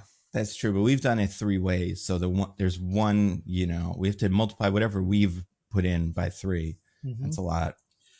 And anyway, assuming, that it's not also tied up in millions in crypto or whatever. Some of it may be billions. Well, now it's all invested in AI. Mm-hmm. Smart of them. But anyway, so go on. So speaking of things that you could have sworn would be involved in the movie later, he goes outside and the guy who gave him food earlier is being roughed up by some gangster types. Oh no. And Jason Statham is like, not on my watch, and he goes and beats those guys up and then pulls a gun on them that he just keeps on site, loaded. Yeah. Wow, that is definitely a workplace violation. That's tricky. That one's definitely tricky. I mean, this is what it's like in the streets, guys. You guys aren't working men like me and Jason Statham, but we know that sometimes 5 guys with guns are going to come try to get one of your guys, and you need a shotgun and a big bucket of nails to protect yourselves and a pickaxe like in Minecraft. Otherwise, shit's going to go down, and all that will happen is you'll get a murder charge or something when you pickaxe one of them to death. But he chases them off, and it's all cool. And the daughter sees him and is like, whoa, you got like military training. And he's like, that was some shit, bro. Yeah, but don't tell anyone. And she's like, all right, but teach me some shit. And he's like, maybe. And I was like, okay, so these guys come back later for revenge, and that's the whole like how things start, right? And the answer is no, these guys never come back. Yeah. Yeah, there's a lot of red herrings in this movie. But anyway, Jason Statham's off now. He goes to get his daughter, who is staying with her grandpa, who has a really, really rich baritone. Yeah, so this was the line that I do think, whenever we said it last time, this is I would stand up and cheer like the chicken jockey for this movie is when the grandfather who is antagonizing Jason Statham. Do you guys remember what this line is that he said that made? Not precisely. I don't remember. I definitely can't do this voice because it really is insane. Anybody just listen to it. You want to strike me? That's awesome. Fucking weird, dude. But also, we can point out you didn't.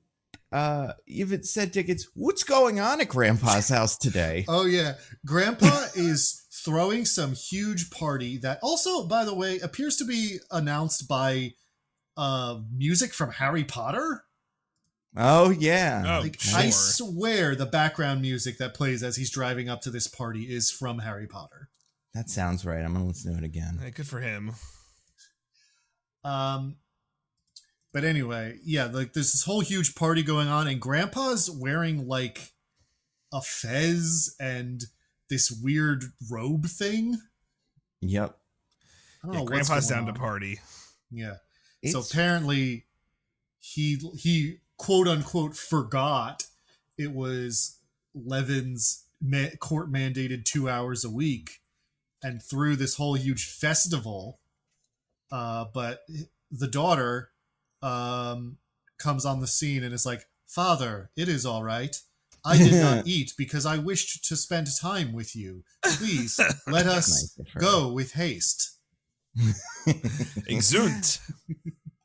I just can't get over what the fuck is going on at this house. Who's the party for? Is it for her? I thought it was him. Like, my read was that he was like trying to make Levin feel worse. My read was he wanted to have a cool party happening so the daughter would be like, oh, but Dad, I don't want to go. Oh. But then, okay, so there's there's at least 3 other little girls there that don't seem to be part of the business, which is like guys are dressed as cards. There's a guy on stilts as the White Rabbit, which like, that doesn't track, but whatever. And Queen of Hearts. Also, Grandpa's not dressed up for this. Like you were saying, he's not part of the scene.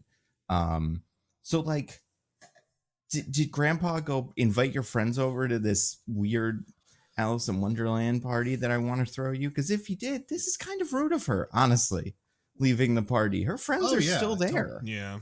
If it's her friends, yes. If he just like opened it to the neighborhood, like bring your kids, I'm doing a big block party, then it's fine if she leaves that, I think. That's fair.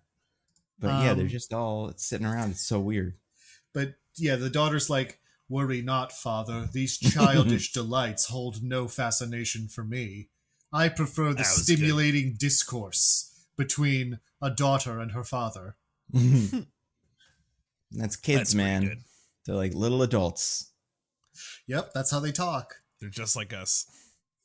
Mm-hmm. So they go get some food and they talk about how her mom's dead.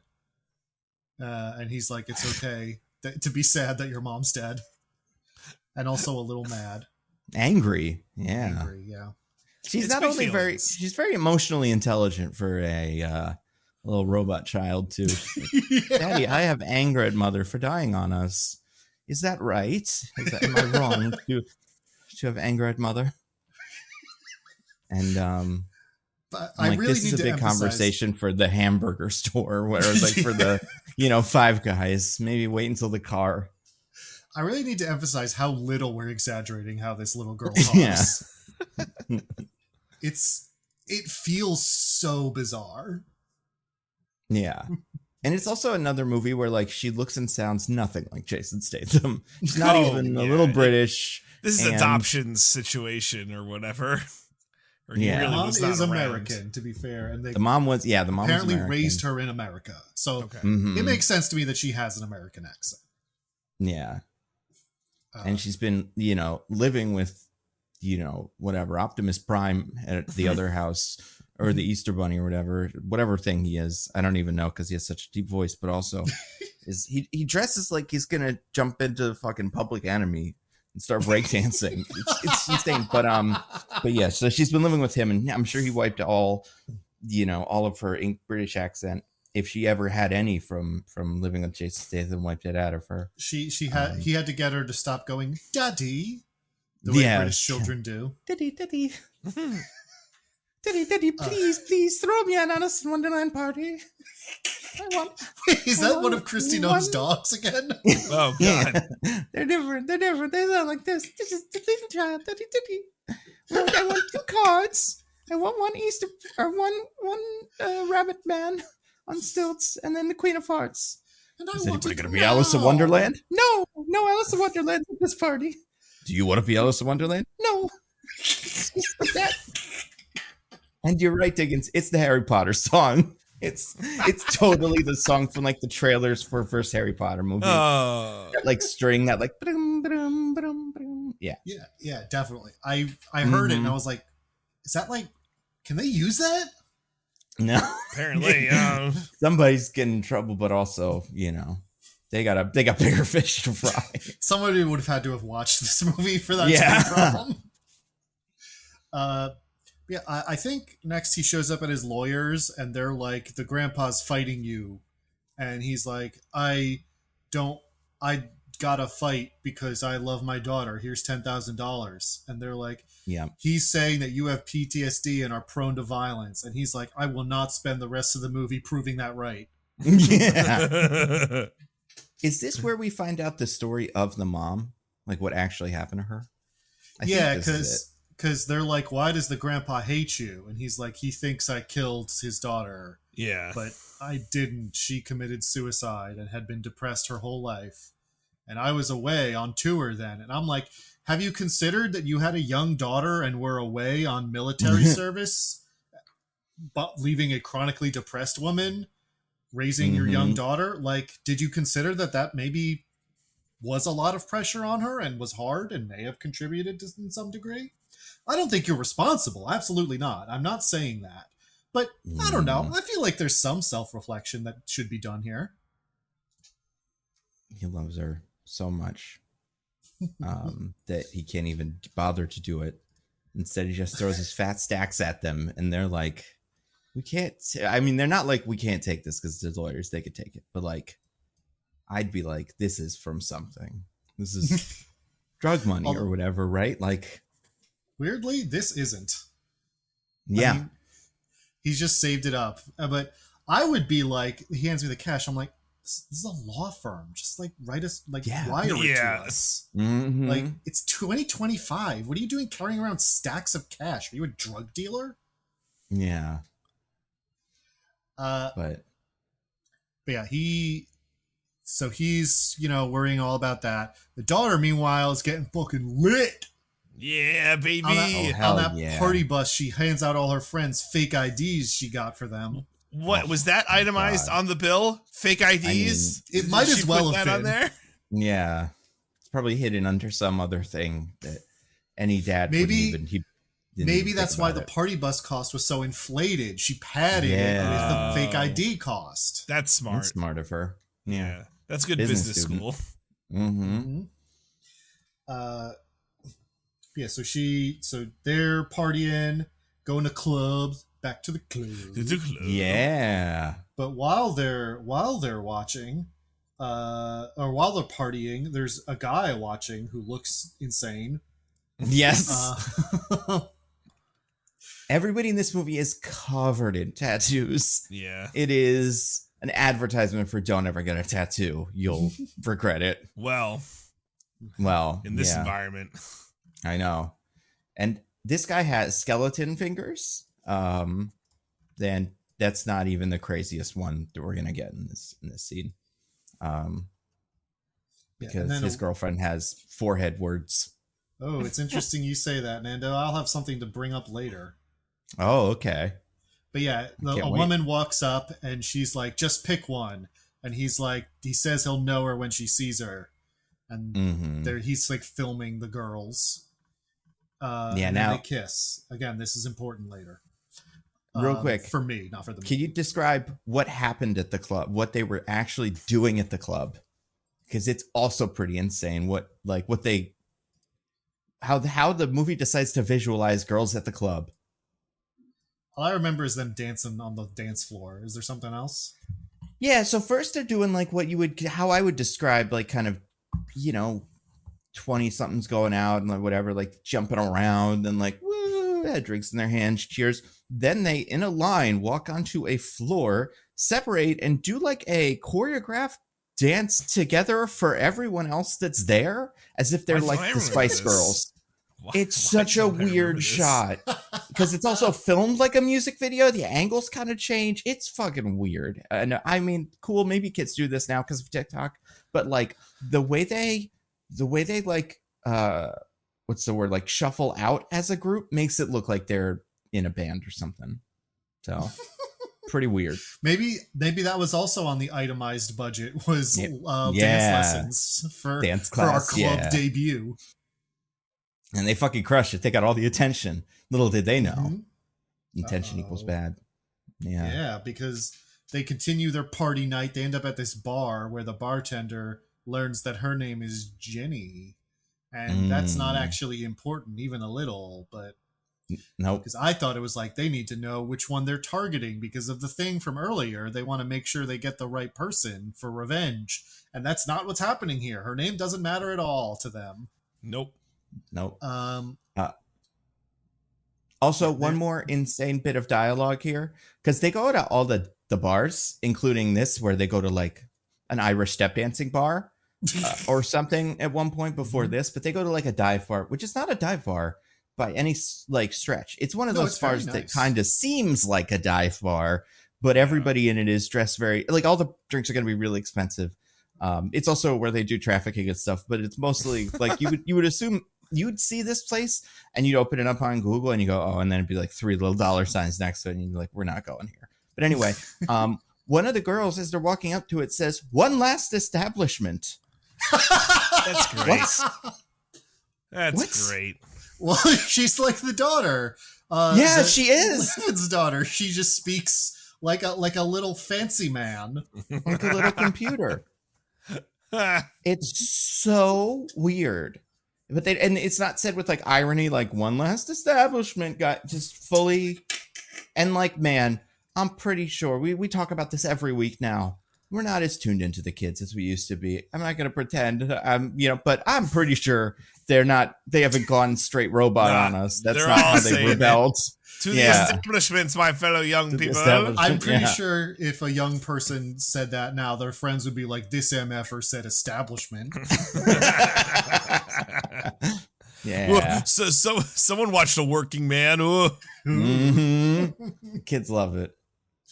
But yeah, just insane that line comes up. And yeah, I cannot stress enough how quickly this movie zooms past that they went to an Irish step dancing bar where they got the whole band of Irish step dancers to like crowd around them while they did a jig.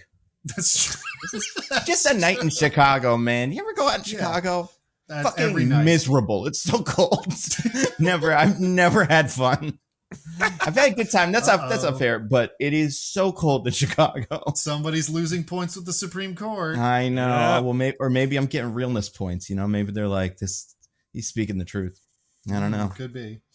Yeah. So they're at this bar. The bartender like talks to the insane man and women we saw before, and they like show pictures, and it's like, ooh, what's going on? So Jenny takes her one friend into the bathroom to puke because they've been drinking too much. Yeah.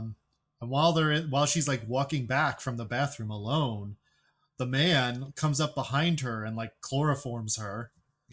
Yep. Pretty savage. Drags her out back through the alley. And she gets kidnapped. So the next day, when Levin Cade, I don't know. Yeah, I don't know. Leave On My Brother is that one song by Elton John, so I assume it's Leave On, but that just kind of rhymes with stuff, so I don't know. So yeah, Levon shows up to work, and Michael Pena and his wife are devastated. They're like, our daughter has been missing all weekend. She missed her piano recital. Like, we don't know where she could be. We're really scared. And then they're like,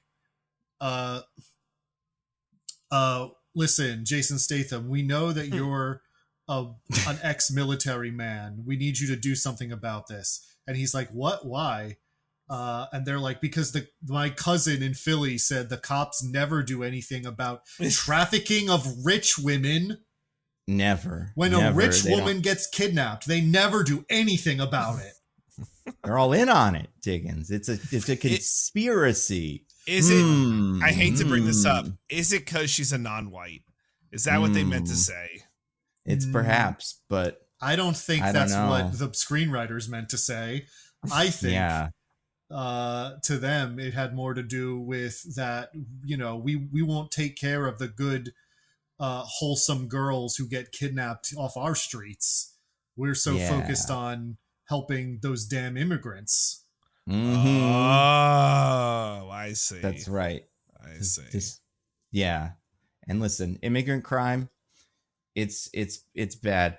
Random girls getting trapped or stolen on the street and taken by guys covered in tattoos and stuff and then disappear forever. That happens so often, like you can't even keep track of it. It's just every day. It's like, just like so normal in this world.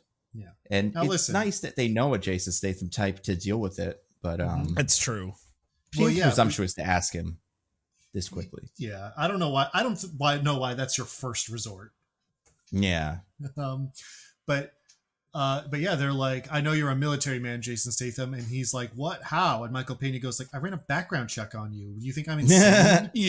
Like, Yeah, I watched the opening credits. I work Gun, in an gun, industry shoot, shoot, shoot. that doesn't require much formal education.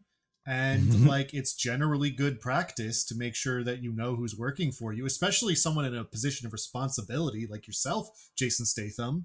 So like, yeah, I looked into it and I have no problem with, obviously, I don't know why anyone would have a problem with that. Oh yeah, earlier, he's like, I serve my country and that makes me the bad guy, because soldiers are, of course, an oppressed class. They are.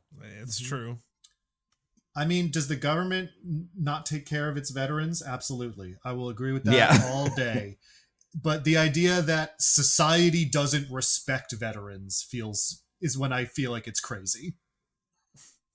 I mean, listen. True, but also he lives in his truck or something.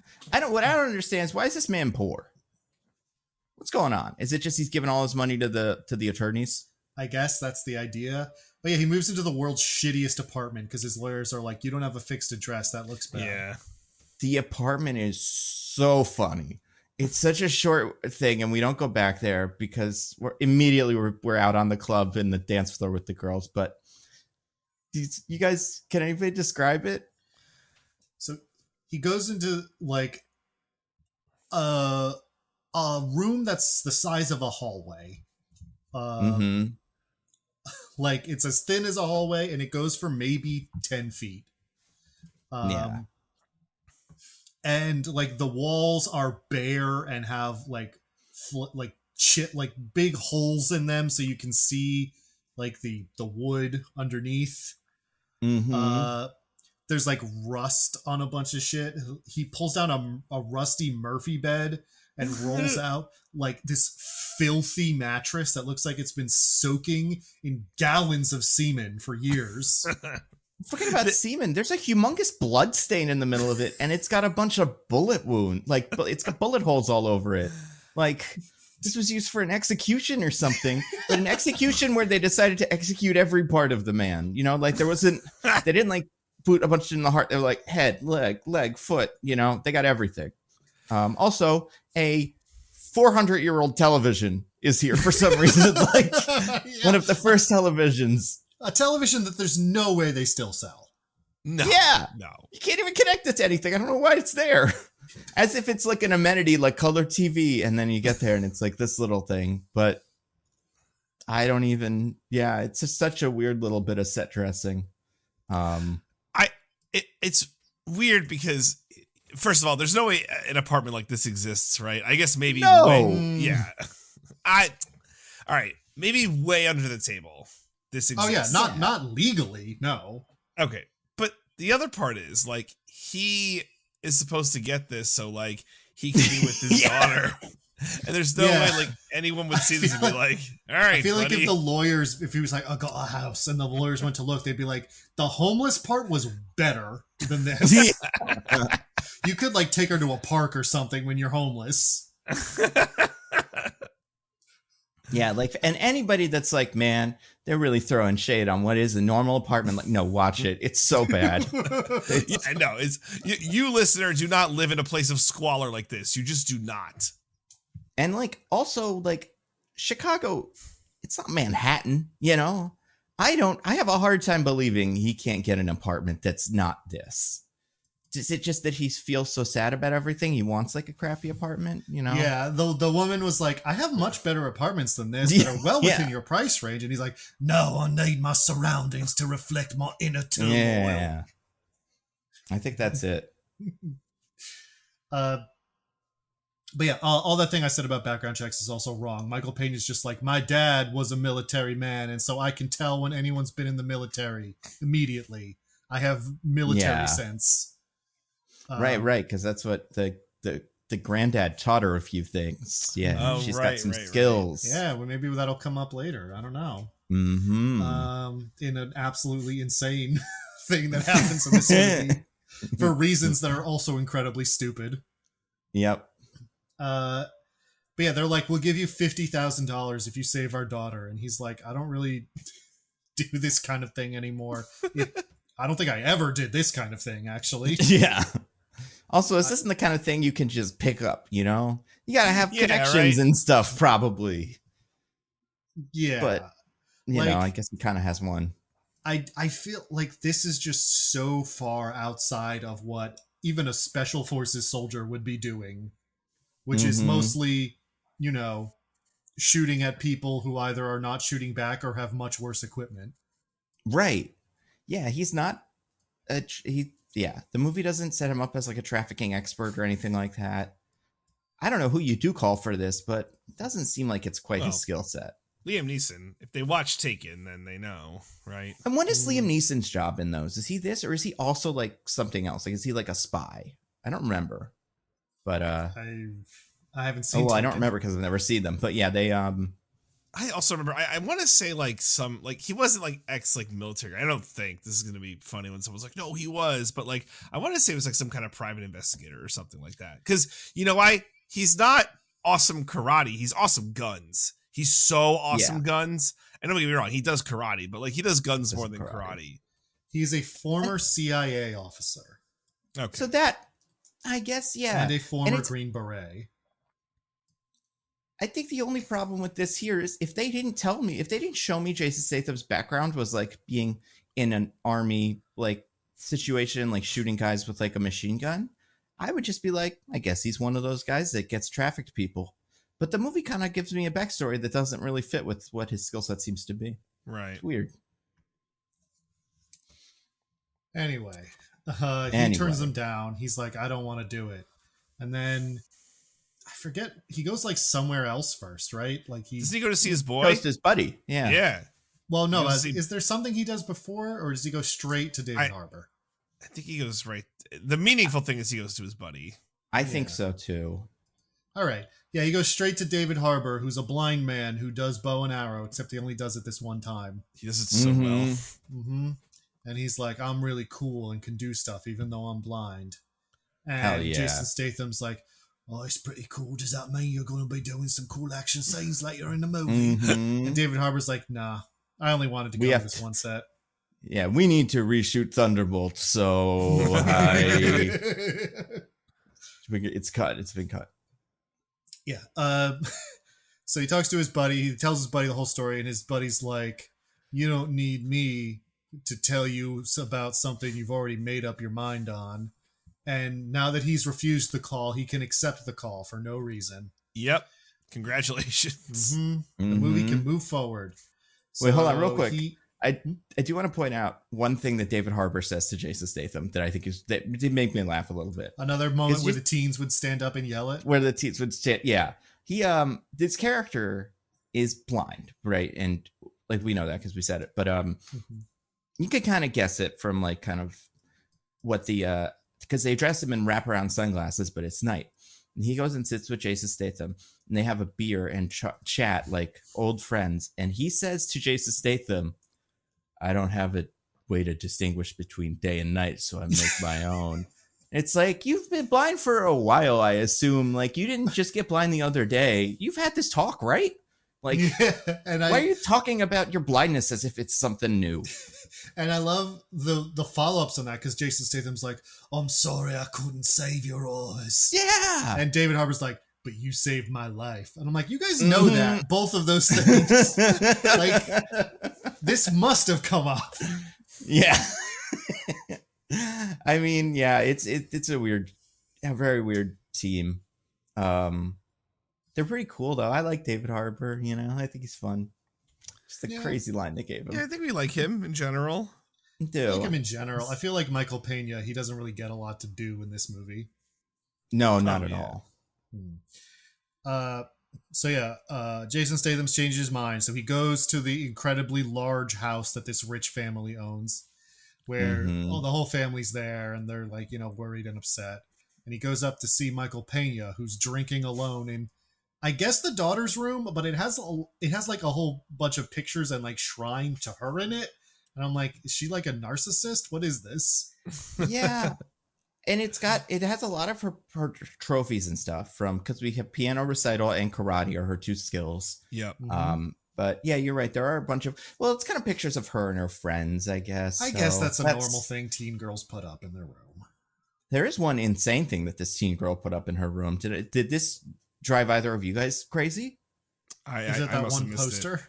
It's that one poster. Yeah. Tack. My tags are opening. Wait, what could this even mean? Brawn clay? What's that? What's brawn clay? And the answer is nothing. It's a reference to nothing. It has to be AI generated or something, because there is a big poster that's behind every shot with what's his name, with Michael Pena. That just big letters, brawn, and then clay, Kley. Nothing else, and that's not a thing. You can't Google it and learn anything about that. I tried. It's so weird. You know what's wild? When I saw that, I'm like, oh, I guess it's like a band or something, right? I'm like, oh, it's her favorite band. Yeah, that's what I thought as well. There's a kind of clay called bronze clay. Maybe she's huge into clay. But it's Klay. It's possible.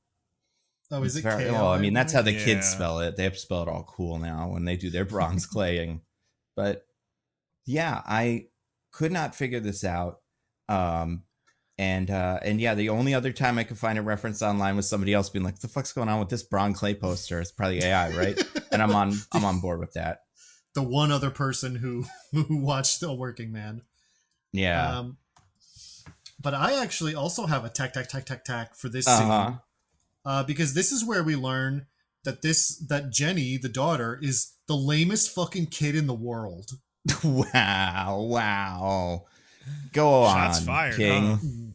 Huh? What do we got? Because when Michael Pena is given his sad, like, oh, I love my daughter and she's so cool and good and I would do anything to get her back speech, he's watching a video of her playing the piano, and it's Moonlight Sonata. And everyone's like, wow, she's so good at playing Moonlight Sonata. And it's like, it's a pre-existing piece of music. She's playing it well, but like, I don't know. And it's also an extremely famous piece. It's not like she learned something obscure. Yeah, it felt cliche, right? I'm like, oh, she plays piano good. I don't know. But then Michael Pena goes like, she got a full music scholarship to study piano, but she turned it down to go to business school so she could be a big land developer like her dad. Yep. Yep. What the fuck is wrong with this kid? Brawn clay, man. Brawn clay. Too much bronze clay has poisoned her brain. I don't know. Yeah, she's weird.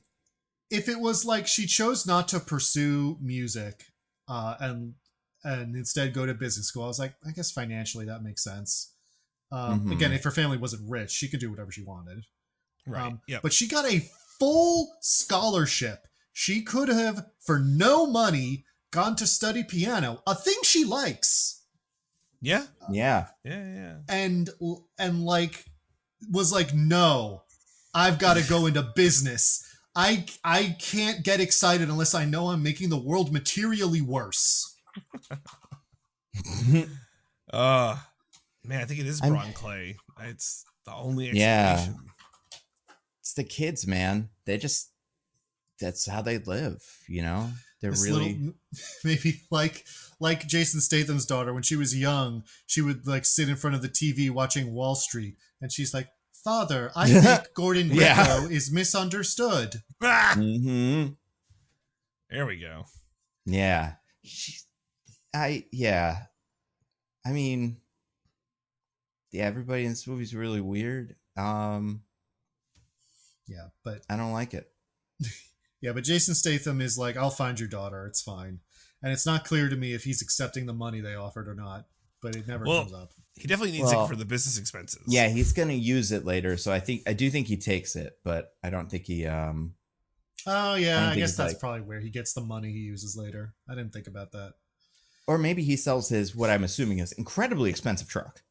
Like he doesn't, because he has it later. But like, again, it's another symptom of these movies like Captain America, where his character's supposed to not be like super rich because he's living in the worst apartment in the whole planet, but he has the nicest brand new GMC, whatever. The cars are not allowed to look anything but brand new anymore because the car makers are like, no, our car has to look perfect if it's going to be in your movie. And like, there's movies where that would make sense and stuff, but man, this guy who lives in his car and is on Skid Row, just get a slightly less good car and pay for an apartment where you're not going to get shot in your bed for fun. Like, speaking of a slightly less good car, Nando, he goes to track Johnny, the bartender, because he goes and looks around the bar. He finds one of the broken pearls, which we all know ever since people got sick of Martha Wayne, that pearl necklaces don't break off like one by one like that. They're threaded together. But whatever. But it's a clue. Like a little Professor Layton over here got to pick it up and go, think about her. So he's like, I bet she got taken from here. So he like stakes it out for a little bit. And then when the bartender, Johnny, goes, he attached a big blinking tracking device onto his car. Really conspicuous. Yeah. And then also just tails him. So, like, I don't know why he did that. Yeah. And while he's tailing him, speaking of a slightly less good car, passes a Cybertruck. Yeah, Cybertruck jump scare in this movie. That was really weird. I don't like that at all. And, not going to age well. But also, do you think that was on purpose? You think the person that made the movie was like, Cybertruck's pretty cool? It might have genuinely just been like a lot of like sometimes in shots like this, they really, because like there's not any stunt work or anything, it's just filming someone driving. They just actually drive down the street, so it might have just been there. I believe it, but they kept it in. It didn't edit it out. Yeah, you need take another shot at it, but they love it. But yeah, so he gets to Johnny's apartment and like busts the door down with his shotgun. Oh my God. It's like, you're going to tell me everything about that girl. And Johnny's like, huh? What? What are you talking about? And he's a bad guy because he does a bong hit. Yeah. Only a bad guy would do drugs like he's so high. He is. He's really high. But don't worry. He'll soon realize the gravity of the situation when he gets tick tick tack tack tack tick tick. Yeah, tickety tick tick tick tick tick. Oh, they're all singing at once. What's yours say, Diggins? Heroically waterboarded, bro. TJ, what does yours say? I can't. Well, mine was Jason splaining waterboarding. Mine's waterboarded so hard you get the saw filter. The movie, whoever's decided to color the movie has some thoughts about, but they're not consistent with how I think the screenwriter thinks about thoughts. Insane. We get a flashback basically of this. When this popped up on my screen, I'm like, I cannot believe we are doing this. Yeah. Well, Diggins, you go first, and then we can, So to be clear, the bigger one. He forces Johnny into the bathtub and literally actually waterboards him. He puts a towel on his face and like has water running down it so that even though can breathe fine, Johnny feels like he's drowning and is like hyperventilating and like literally gives him the clinical description of waterboarding. The thing that when we first found out about it like 20 years ago was like so evil it was a national scandal. Yep. Those were the days, am I right? I was trying to think, did Levin have to explain it because the Zoomers don't know what waterboarding is? Oh, that's possible. So he's like, I have to explain it to these kids who don't know what waterboarding is. That's possible. I also feel like maybe somebody watched it and was like, it seems like he might be waterboarding that guy, but that would be a crazy, insane thing to happen. So I'm assuming that he was doing something less heinous, and the screenwriters like, we got to put in a whole explanation of waterboarding there so they know that that's what's happening because we think waterboarding's good. Yeah. Oh my God. Remember when, who is it? It wasn't Bill O'Reilly. It was one of them. It was like, waterboarding's not so bad. You can waterboard me. And then he never did it. Yep. I Yeah, I know someone who tested it out because he was that curious. He was like, I gotta see what it's all about with this waterboarding. And like 1 second in, he was like, oh, this is terrible. This is the worst thing ever.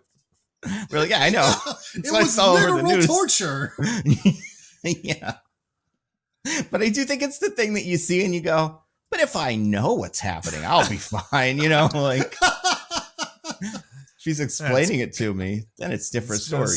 That's just crazy.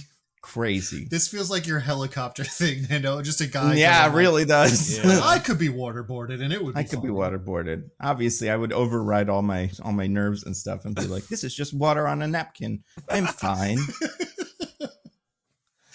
But Johnny is not fine, and he's having a bad time. And yeah, honestly, I don't think really tells Jason Statham much before two other fellas break in. By break in, I mean they open the door. And Johnny I don't think they closed the door. I don't think Jason Statham closed the door when he came in. I think he left it open. I think that's true. And Johnny yells for help, so Jason Statham holds Johnny in front of him when he opens the bathroom door. And these guys don't think for a single second. They fill Johnny full of lead. Pull that trigger. Pull that trigger, baby. Mm-hmm. And then Jason Statham kills both of them. They had a bunch of money on him. He takes that and then walks away. And then some more Russian gangsters show up later, and they're like, damn, everyone's dead. So they call their boss, who comes down, who's like an old Russian man, who comes down and is like, this shit sucks and our money's gone. Find who did this. But Jason Statham was actually waiting nearby the whole time. And he follows the boss man to his home, where he does a little domestic abuse in case you were worried he wasn't a bad guy. Right. What was the purpose of this? So that Jason Statham could look heroic and cool by being like, I think it's bad when you hit a woman. Right. Yeah. Especially a wife. One for the woman, two for the wife. Jason Statham characters usually don't like that. I think that's great. I'm proud of Jason Statham. I mean, I'm not disagreeing with his stance. Domestic abuse is bad.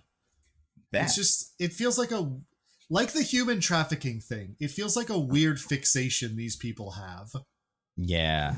These people, what do you mean these people, Diggins? I mean, people who seem to have really intense views about human trafficking, and not the real human trafficking where like people in like developing countries are like promised a better life in America, but end up in these like really horrible situations where they're, trafficked and used. But the fake one where like middle class and rich Americans are snatched off the street and disappeared by shadowy cabals. And you said this is based on a book, right? This whole thing. So who wrote the book of this, we may wonder. And I'll tell you, because I think this now is a good time as any to say it. Do you know? I don't know. Okay. So this man's name is Chuck Dixon. He's mostly known for inventing Bane. He used to do Batman comics back in the day. Nightfall, all that era is all him. This guy, and I saw that he was a part of this. I'm like, what's going on with him? Like, that's a name that comic fans sometimes recognize. And I looked on some message boards, like people were like, what happened to Charles Dixon? He hasn't made anything for like either the big two in a really long time. Like, is he alive? What happened? And it turns out he started making comics about Q-Anon in the 2010s. And that is his deal. He was Wow. Yeah. He hopped on the really early. So early. I agree. And this man, in, let's see, 2006. No, wait, sorry, not that one. After DC. Okay. So, in 2010s, he started writing. He went to work for Vox Day's Arkhaven Comics. Vox Day, which is some people may recognize this name, but he is some sort of like right-wing, far-right, alt-right guy or something. He's like he's one of those internet fascists. Yes, and he seems to do. Yeah, he does a lot of stuff on the internet, and he seems awful. And that guy made a comic called where was it? Alt Hero Q. And that is a QAnon comic, apparently. And then there's other ones that are like Avalon or whatever. It seems like this is a universe, but yeah, and this is also insane. He didn't make these League Von Cade books until 2021. So he was just like, and he's written like 50 of them.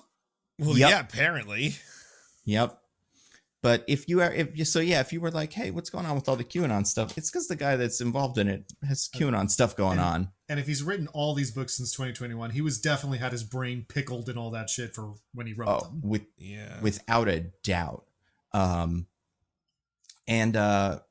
Yeah, I want to learn more about like it. I don't want to buy it. But I don't want to read it.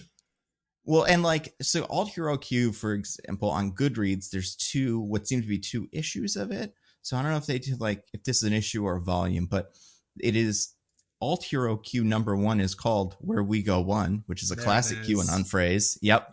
And yeah, it's about, some sort of thing with amateur counterfeiters or something. I don't know. And a guy with a gun, but I might read it because I am curious because. Careful, Nando. Yeah. That's a slippery slope you wander down. Wouldn't that be funny, though, if I was like, no, I didn't believe any of it until I started reading the comic books? That's how you get it's right to my heart. When's the Nando's YouTube explainer on Alt Hero Q? Alt Hero Q. Oh, we need it. James Gunn, come on, Alt Hero Q. We've had enough Superman. We've had enough Supergirl. We need Alt Hero Q. But yeah, I would love to get a look at this just because I'm so curious, but I don't want to buy it. So I don't know what I'm gonna do. And so it's fully in there. That really makes a lot of this make a lot more sense to me. Mm-hmm. He also wrote books about SEAL Team 6. It seems like in 2011, and a lot of G.I. Joe books back in the day. Although those are probably kind of normal, but also kind of weird. You'll never guess which Marvel hero he tends to write the most. Punisher, yeah, of course. He likes the Punisher. He wrote some of Marvel Knights when those were out. They're fine. I remember those. But yeah, just fascinating. Really, really, really interesting. So pretty cool. Wow. All right. Yeah. But yeah. And someone in the Discord kind of pointed this out too. Not necessarily. I don't remember if they went into all the weird QAnon like comics, but there's some QAnon phrases that snuck their way into this movie, or at least 1 or 2. Oh, really? Oh God. Yeah. I only know that big one that you already mentioned. I'm glad I didn't clock it. I'm so happy I'm not like that. Yeah, I feel like a healthier person for not noticing those phrases. So I watch all those things, those Jordan Klepper interviewing people. Right. And he also talks about conspiracy theories a lot. And like, so I recognize a lot of the phrases. The one that comes up here, and it comes up in a little while, is the storm. He mentions to his daughter that they need to hang, like, I don't know, hang low until the storm blows over. And apparently the storm is a big QAnon thing. Oh, yeah. Okay. Yeah, apparently this is from DCW. It looks like DCW on the Slack channel, or not Slack channel, the Discord channel. Yeah, the Nando Movie Discord. I believe we still owe a movie debt to. Mm-hmm. And yeah, so he did also put some stuff about Alt Q guy. But yeah, apparently the human traffickers use the bunny rabbit emoji, which is about the white rabbit or something. Yeah. So oh yeah. That's a thing. Oh, and the white rabbit is like a thing. They go all about. That's the party that the dad is doing. That's right. So Alice in Wonderland. Do you think they're trying to say the grandpa's in on it? I think so, or at least that he is part of another conspiracy that he'll have to get into later. Maybe that'll be the sequel. Yeah, fascinating. All right, so yeah, all the like kind of latent right-wing QAnon stuff that I thought I saw in this was absolutely there. Mm-hmm. And they fucked up child trafficking, you know. They made it something where it's like, oh, these guys, child, you know, but like, you should still get rid of child trafficking. But now it's like, ugh, these dorks. Right. Sucks. So yeah, he tracks the guy down to his house. Slaps his wife. Jason Statham breaks in, like beats him up, and then ties him to a chair that he's got him like suspended over his pool. And it's like, you gotta tell me about the girl. And guy's like, fuck you, you steal our money. So Jason Statham's like, I'm not interested in your money, and just throws the money in the pool. Oh my God. And I'm like, cool you guy. can keep Incredible. that, Jason You Statham. could use it. Yeah, for sure. Maybe you'll need money to buy drugs in a later part of the scheme or something, you know? It's valuable. Yeah, who could say? And I mean, I don't know that you really did need the money to buy those drugs later in the scheme, but you That's do true. it. So, but yeah, he tortures him a little bit for information. He finds out that I think this guy's son, Dimi, like hangs out at some bar with a bunch of lowlifes. Yeah. Or he in some way finds out that this bar is connected to things. I also genuinely can't remember how. Yeah. But anyway, eventually he gets tired of this Russian mobster and lets the chair fall into the pool, so he drowns to death horribly. Yeah. Eating a bagel yeah. the whole time like a cool guy. Yeah. And then He more was so Russian hungry. mobsters show up. Another, even older, even more Russian mafia man shows up and is like, this is my brother, and we're going to find the man who killed him. Yeah. And they send also, my 2 idiot sons after him. I want to say also what was I going to say? There are 2 guys in this that are just like dressed as B-boys. Again, like from a Public Enemy video, that are the rapid or the Russian henchmen guys, and they keep showing up in their identical outfits. Those are the sons. Those are this guy's sons. Yeah. And they have one bit where they're like, we have cool outfits. I like our outfits. I like that bit when they did that. So I just want to give them credit for funniness. Like that too. But that doesn't happen yet. So Jason Statham goes. Also, we're getting some intercuts to Jenny being like held in a cell, and a woman like holds a gun in their face and yells some crazy nonsense. Mm-hmm. Yeah, that was weird. God's not here. Yeah. Actually, she's not Russian, so I don't know why I did that in a Russian accent. Whatever.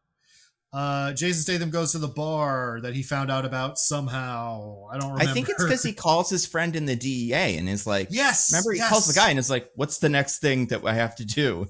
He's like, the next scene is at a bar. Okay. He calls his friend, who this is the only scene his friend shows up in. Yep. And like asks him who this Russian guy he just killed is connected to. Or Dimi. I think he asked about Dimi because he found out about him. And so he gets this. So he goes to the bar. The woman who we saw in the club earlier is watching on the security cameras with her crazy like chin strap tattoo and stuff. Yeah. And this is where all the things I told you to remember are going to be important. Nando, you said she was there with her boyfriend, right, at the club. That was what it appeared to be, yeah. Yeah, and they kissed, right? They kiss full on the lips. Oh, yeah. Okay, Yeah, I see where this is going. But then, Dollar Store Sam Elliott walks into the scene here. Yeah. And is like, hey there, Artemis, I heard. And that's where I've got tick tock, tick tock, tick tock, tick tock, tick. Some Joey shit happens. Yeah. Nice. Because what Dollar Store Sam Elliott says is, I heard you and your brother were doing work for the Russians. And I'm like, what the fuck? Hell yeah. Yep. Good. Joey's everywhere now. It's part of the culture. It's part of the culture. Right. It's so funny. I like had to go back and look after I heard that line. I was like, no way. That was a different guy in the club, right? And no, it's the same guy. Yeah. That's wild. So they got something going on, I guess. Yeah.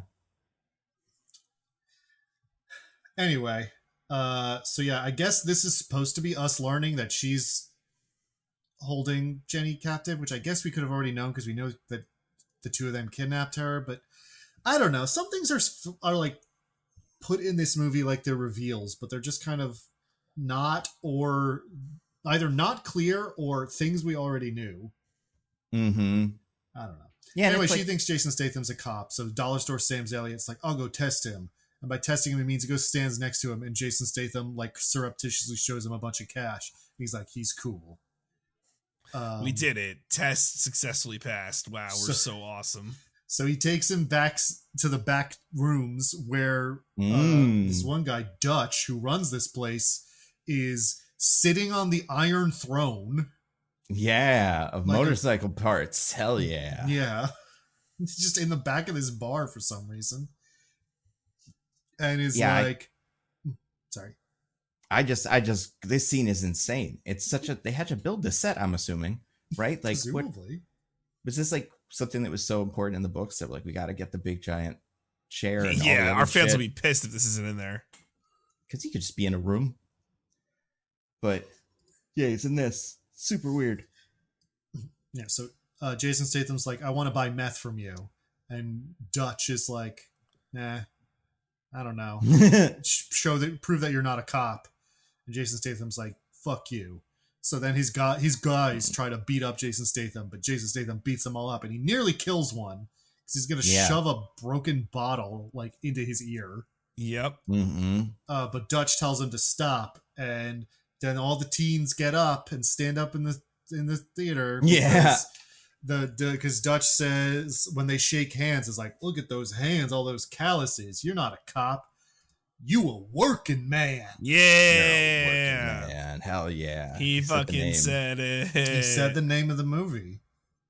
That's so cool. Mm-hmm. So Jason Statham. Where does Statham know all this heroin shit from? Yeah, like that's not what he did. Wasn't his skill set. Yeah. It's a movie where a guy like meth because he gets the little crystals from Breaking Bad when he's got drugs. Wait, actually, now that I think about it, why is his friend? So his friend is in the DEA, right? Like that's this guy that he calls. So like, was he in the DEA at some point? No, I think it was a military buddy who, like, when he retired from the military, went to work for the DEA. Gotcha. Mm-hmm. So yeah, there's a whole lot of boring negotiation about the specifics of how he's going to like set up his new drug empire that's not real. So like none of these details matter. But they work out a price and amount or whatever, and he's like, flip this one bag of meth and then we'll see if you are cool. And Jason Statham just throws it into a river where any random child can fish it out and do a whole bunch of meth. Insane. Insane. Yeah. Also, it's all blue, like in Breaking Bad, which, by the way, is not a thing meth actually does. Breaking Bad made that up.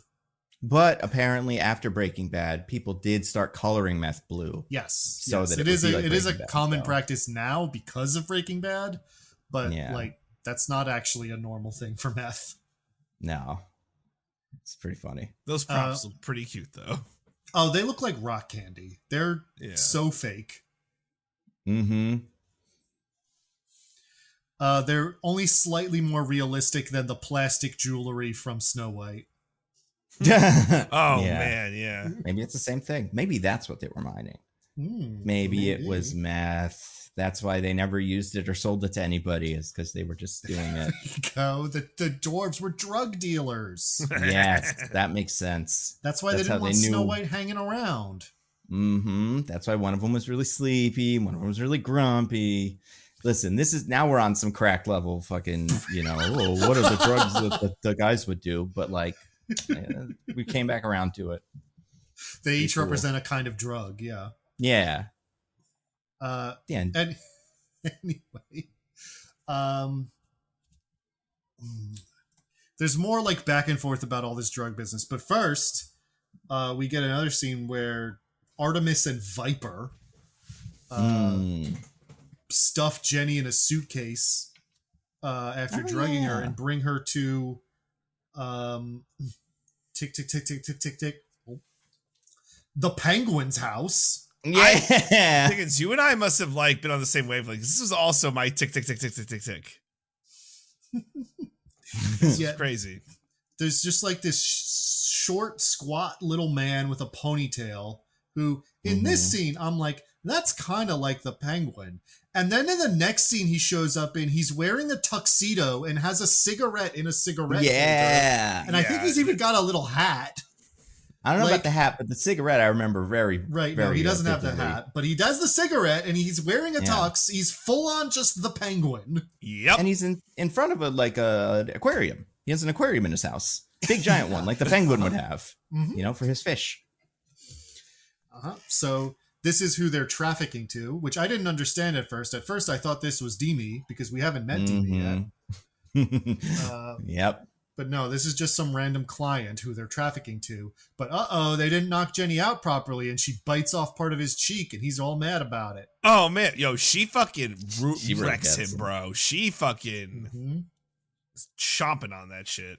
I feel like she gets him so bad that they blur all the shots where you can kind of see his face, so you can't really fully see it. Yeah. Like that felt purposeful. Yeah, it seems real gnarly. Yeah, so we come from that. Jason Statham does more drug deal business. They have more negotiation. Then he's allowed to meet Demi because Demi has to approve. So we finally see Demi, and I'm like, oh, I guess that's Demi. And that other guy, the Penguin, wasn't. Okay. Yep. And he's Jason Fleming, right? Yep. No. Wait, isn't he? Isn't Jason Fleming the guy that he jumps in the pool? Oh, maybe. I don't remember. I'm pretty sure the guy that's the pool guy, which is why it's so weird that he's in and out of this movie so quickly. Okay. Yeah, I'm pretty sure that's who that is. I believe it. Yeah. Yeah, you're probably right. I don't know because he's older too, right? He's like an actor. Yeah, he's older, dude. Yeah. Oh yeah, that's right. Yeah, no, Jason Fleming is that guy. You're right. Maximilian Osinski is Demi. Sorry. Love it. All these colorful characters, it's easy to keep them apart and remember who's who and really add in substance. Absolutely. So they meet, and that is really it. There's nothing else important in this scene, except now I he's guess, I was gonna say him and Dutch have a great relationship, and I'm pretty happy about that. Dutch is like happy to see him, Yeah, and he's like giving him high fives and stuff. It's like they're working men together. They both get each other. But what if it comes to tragedy later, Nando? I know. It'll be so sweet justice, though. Yeah. Oh, and also they take his ID and then scan it, and he acts like this is not going to work or something, but it works. I was confused about that. Yeah, because he gives them a fake ID, to be clear. Yeah, I would assume, right? Yeah, but do you think he hit up the same person that Jenny used? Probably. I hope so. Those they were legit. One of the extras. They were fucking legit. So Jason Statham leaves now. He knows what Demi looks like, and I think that's the only thing he learned in this meeting, which doesn't seem that helpful. But it's okay because the universe decides to help him because for no reason, Artemis has figured out who he is, but no one else has. And she gets the two guys dressed like basketball players, the two sons, to ambush him at the bar. Absolutely ridiculous. There's a big car chase. Again, there's really no clear reason how or why this ambush happens. But they chase him. He's on a motorcycle. He crashes into a cop car. But the cops are on the take. They let the Russian mobsters just drag him away. Wow. Awfulness. Wow, the police are in on the human trafficking. If only there was some wide-ranging conspiracy theory that could explain all of this to me. Some sort of lower, arrangement of people behind the scenes doing all the stuff. Yeah, some sort of really what's the word for when something's very far underground or under something? That's it. Under something, I think. Under something. Yeah. Some kind of under something bureaucratic apparatus that could be manipulating all this. Yeah, I think that's right. And there is, we know about it in real life and we know about it in the movie now. Yeah. That's great. Thank goodness. Watch out. They're like, we're going to kill you. And this is when Jason Statham makes fun of their silly outfits. And they're like, we think we look cool. It's Yeah, couture. it's cool. They are silly though. Like they're silly apples. They're a little silly, but they're owning it. And I think confidence is 90% of fashion. Yeah, that's fair. Also, if they weren't wearing it, I wouldn't have a fucking clue that they were in the last version, like other scenes. I would just assume these are new guys. So handy that they did this. That's fair. Jason Statham somehow gets the upper hand on them. I think he just like punches one at one point and like he punched real good. him. Yeah, they have his like feet all tied up or something, and then he like flops around like a little fish and kicks one of them. It's pretty funny. That's classic Statham, by the way. Never tie him up. You're done. It's a fool's move. Yeah. But yeah, so he beats them up and actually kills them, I think, with guns. Yeah. Or knife? Does he kill them with knife? Guns. Well, guns? Okay. They definitely, some of them get killed by guns, but also like he shoots the driver of the car, which crashes into a ravine. Right, because the car is going and it crashes, almost falls into a river, but not quite, and then he beats them up and kills them.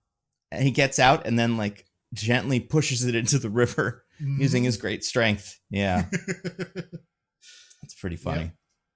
Yep. So now the Russian mob boss is really mad because his sons are dead. So he goes to find Demi and is like, "You stupid son of a bitch! All your human trafficking has gotten my sons killed."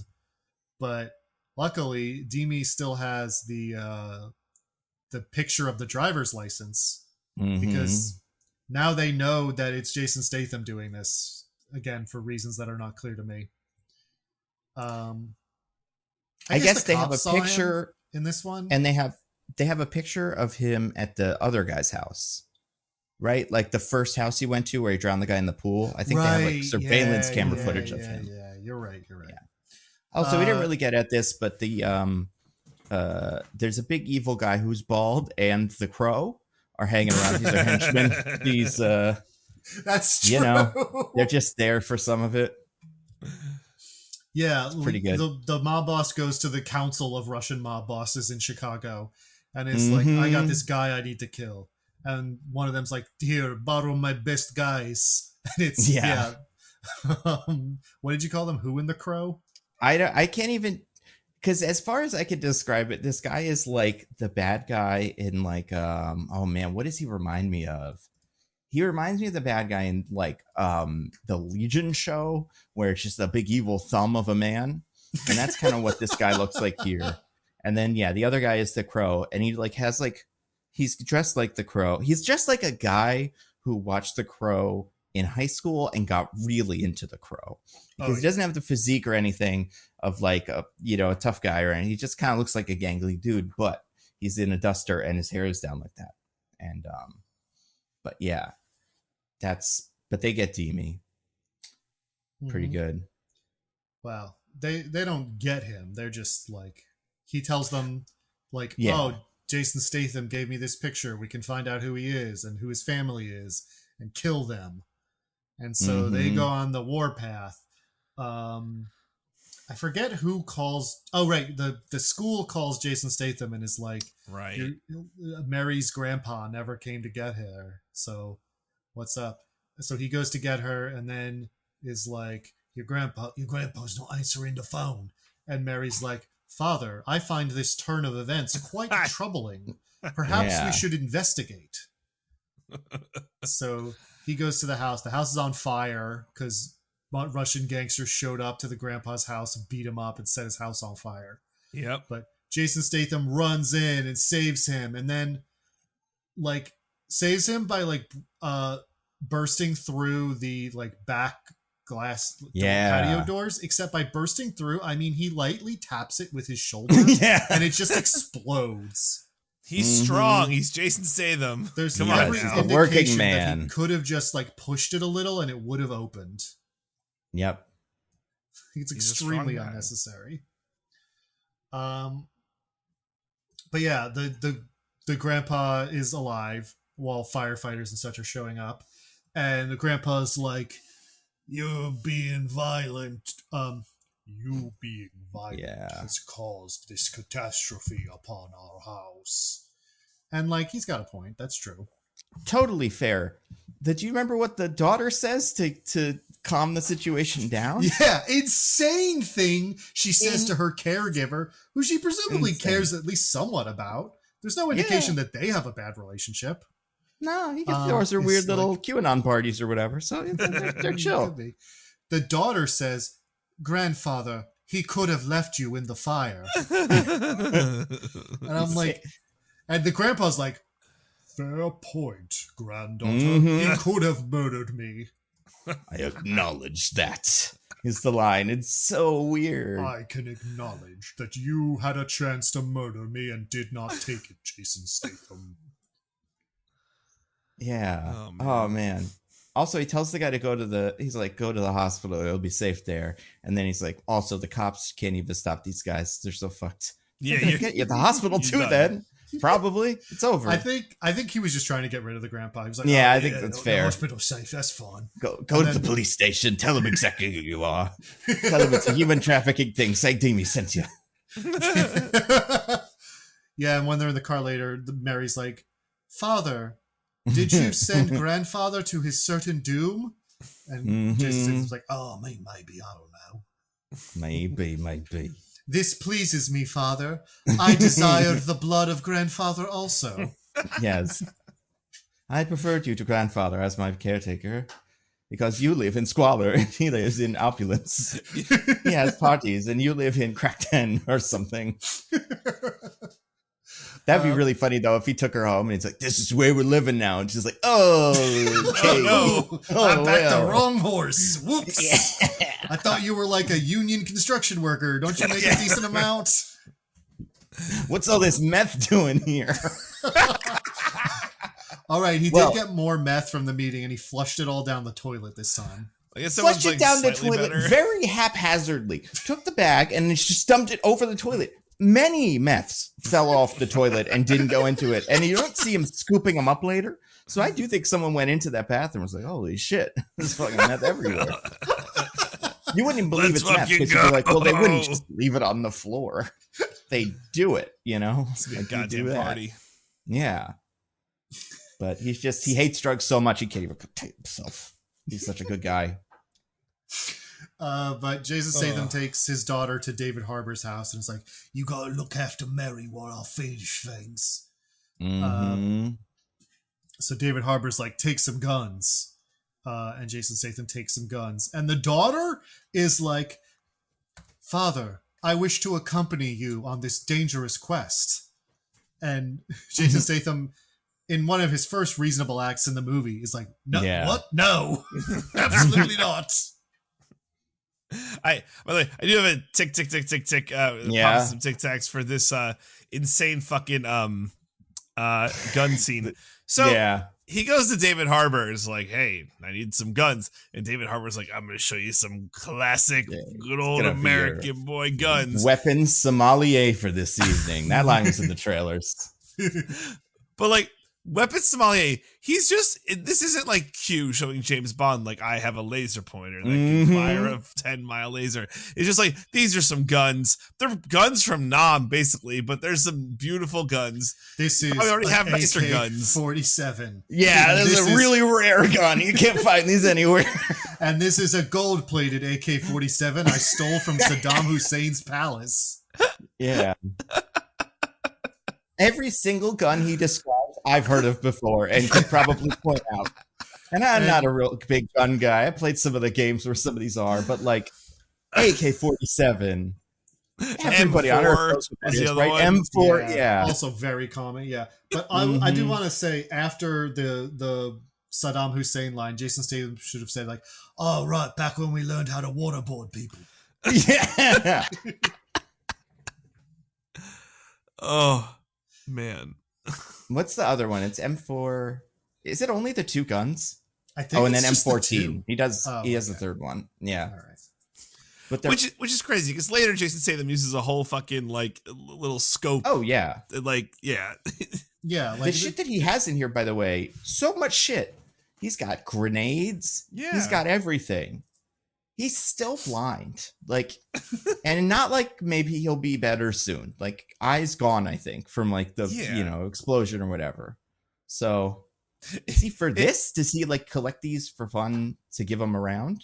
to friends. I guess. It Well, would have been funny. His senses are so good, Nando, that he can still Yeah. use a bow and arrow, so he could shoot a gun if he needed to. Right. That's true. Right, he's so cool. It would have been funny if when he went to the gold plated one, if like his like wife played a prank on him and like moved it, and it's like, oh bro, that's not the gold plated. Yeah.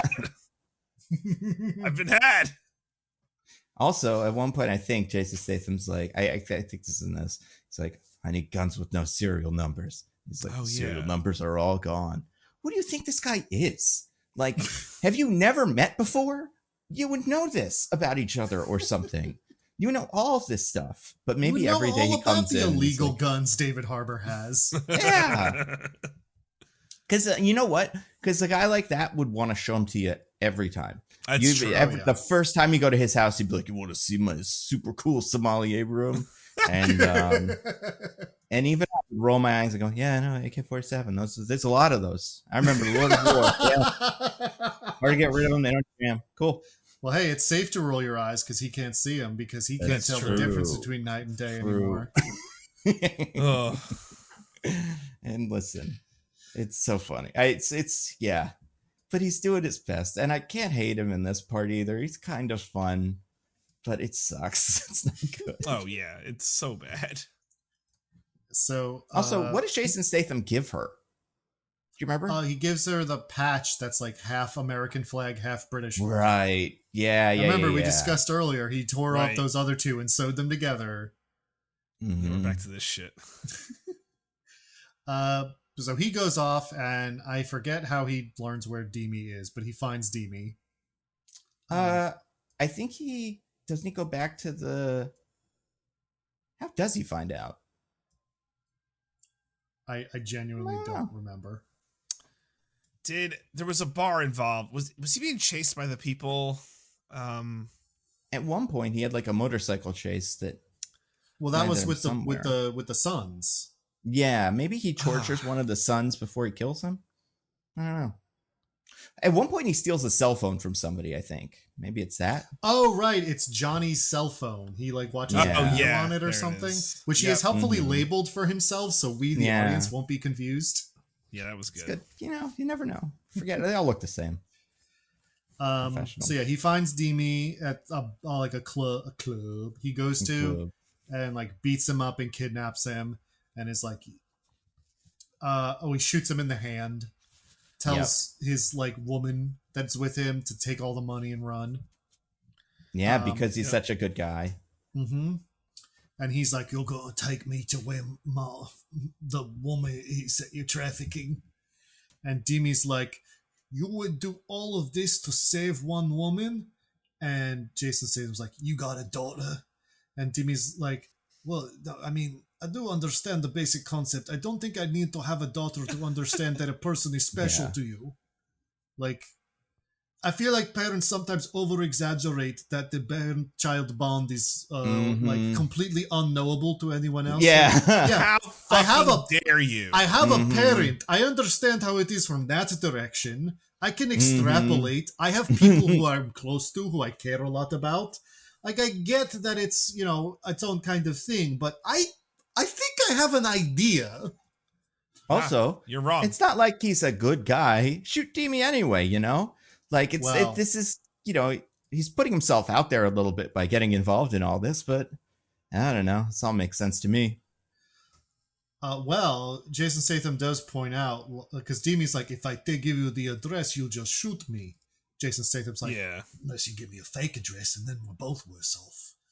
Mhm. So the way this is resolved is he just forces him to come with him while he drives to the address, Yep. yeah. which is a big barn they're having a human trafficking party at. And by the way, they were going to kill Jenny because she bit the penguin's cheek off. But Mhm.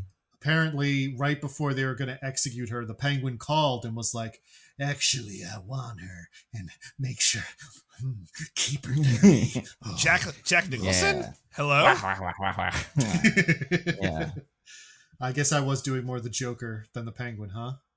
Yeah. What does a penguin sound like now? Hey, beautiful. What you got there? Hey, Bruce Wayne. Hey. Yeah, It's fair pretty point, good, man. wasn't it? Yeah. So yeah, Jason Statham shows up at this barn party, and like this barn is like half a really like classy like establishment that they have like done up to be a rich person's ballroom for all these rich human trafficking people to be partying at, and the other half is like a barn from Saw. And some of it's both. Like it's true. The big fight takes place in what seems to be like a casino floor, but it's in the shitty part of the barn. And yeah, maybe they didn't need it that night, but weird. Also, what was I going to say about this bit? Oh, it reminds me of Pipe Rock Theory. Where it's just like, you know what I'm talking about? We talked about this, right? Did I make you watch it? Pipe Rock Theory. Did you guys watch it? I haven't watched it, but I know. Oh my god, yeah, child trafficking comes up in that a lot because it's also kind of like this, and yeah, the way that all the guys just run out and are like all fancy and dressed as rich people. I want to pause it and be like, which one of those is supposed to be Hillary Clinton? They're there. I bet they would do that in this. But yeah, it's so weird.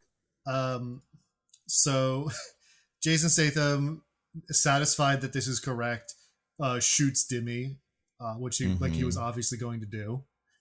And then like storms the compound, kills the guards outside, and bursts in and starts killing everybody. So everyone's freaking out, and the Viper and Artemis, who the Penguin was about to start using the merchandise, shall we say? Yeah, that's what. And he's like a bad guy, and this is where he's dressed in his top and tails and like. Yeah, this is when he's full penguin mode. Yeah. But then they hear all the gunshots and they're like, "Uh-oh, what's happening?" Meanwhile, Dutch and his boys find out that there's gunshots and are like, "We got to go back up our boy Dimmy. We got to go." I don't know.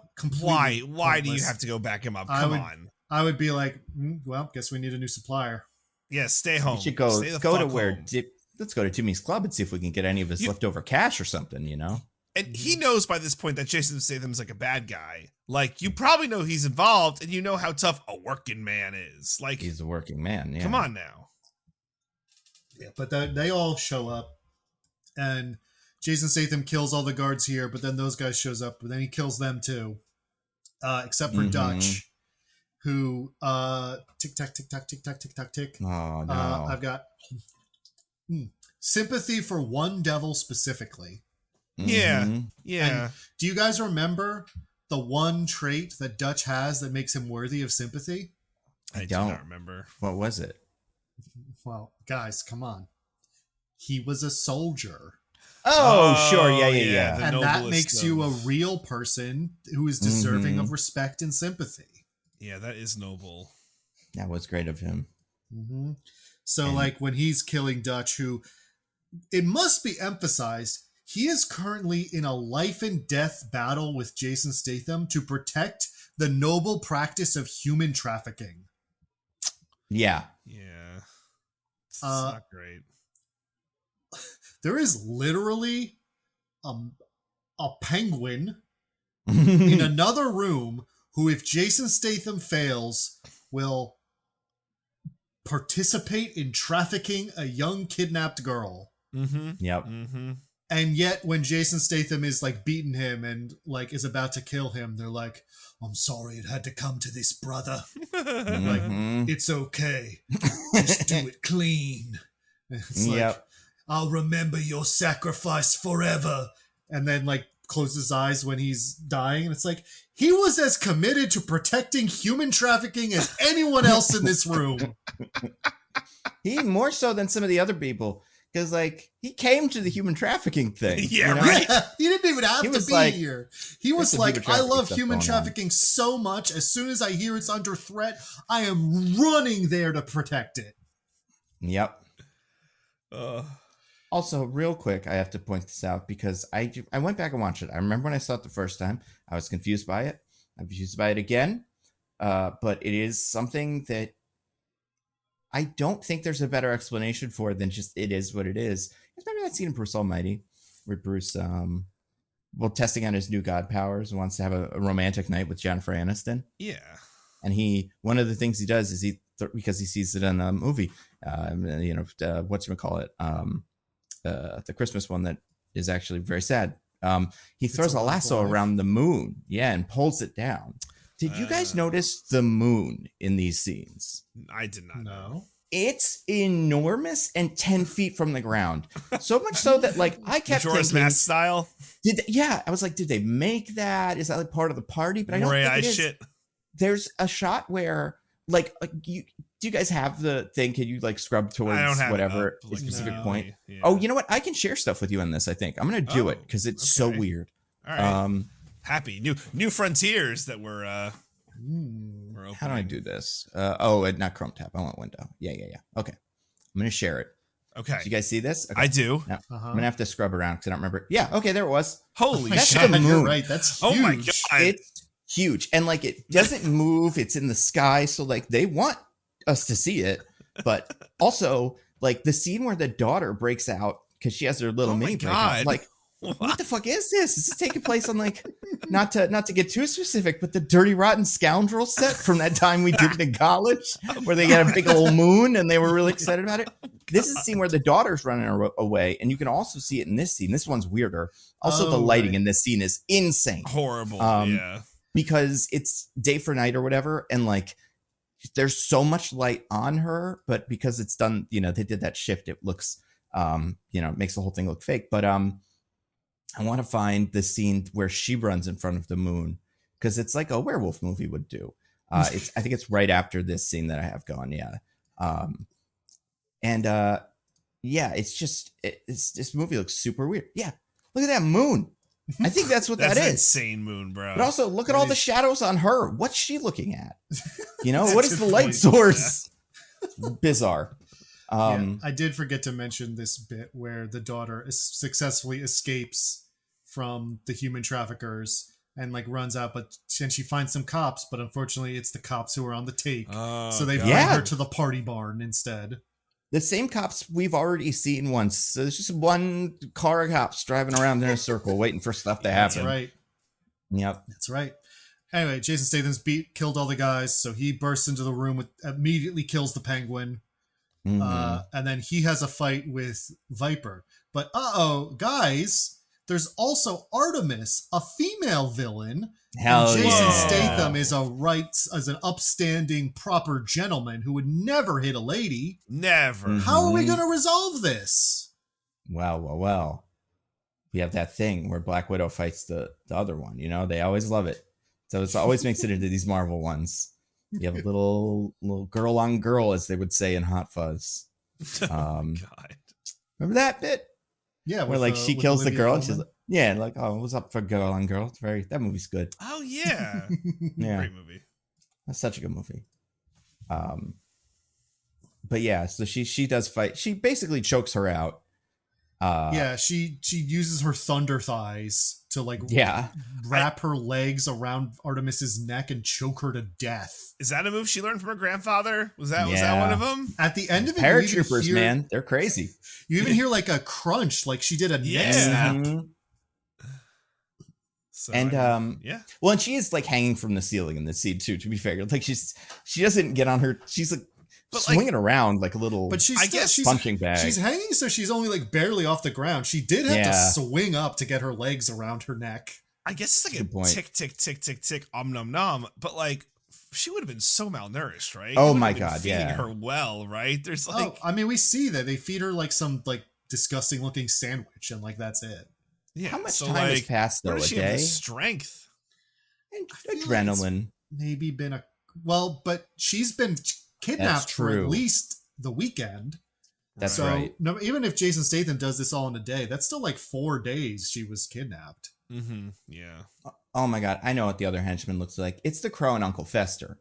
That's what the other henchman is. You're right. Because I'm watching the scene where he kills them with all their fancy guns and stuff, and just his like eye makeup on and everything. He's Uncle Fester. Yeah. So the Crow and Uncle Fester show up, and also the cops show up, and for no reason, the Crow turns around and kills them. Yeah, just like shoots their car till it's on fire. From your perspective, right? Like they're on your side. Yeah. Well, you see, DJ, we ran into another problem, which is like, yes, these are evil piece of shit cops who literally brought a girl to be human trafficked. But they're still cops, and a hero can never, ever kill a cop. That's right. So we have to have the villains do it for no reason.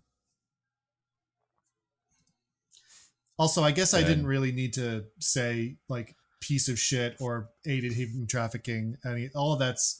well, aided human trafficking isn't every cop, but piece of shit is. That's fair. Well, you know, that's what we think. Speaking of that, how do we get through the Minecraft movie without some sort of pig thing? You know, I was thinking about that because I had stuff on a wheel that I'd written down. Yeah, how was there the great pig slaughter of whatever? I mean, because they were actually pigs being slaughtered. Like it's so yeah, but it just felt like it would have, to attribute that to a Minecraft movie would have to be saying it was capable of making any political statement at all. And it just felt disingenuous. Okay, that's fair. But besides, I don't like when actual pigs get killed unless they're getting killed so there can be pork for my belly. Yum yum. What about piglins? What about them? I don't know. I mean, they seem like they're intelligent. Probably shouldn't kill them. That's true. They're like guys.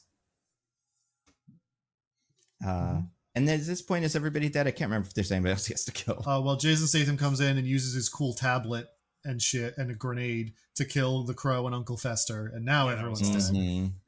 Yeah. So he and Jenny walk out, and he takes her right home. Oh my god! She walks past in. who?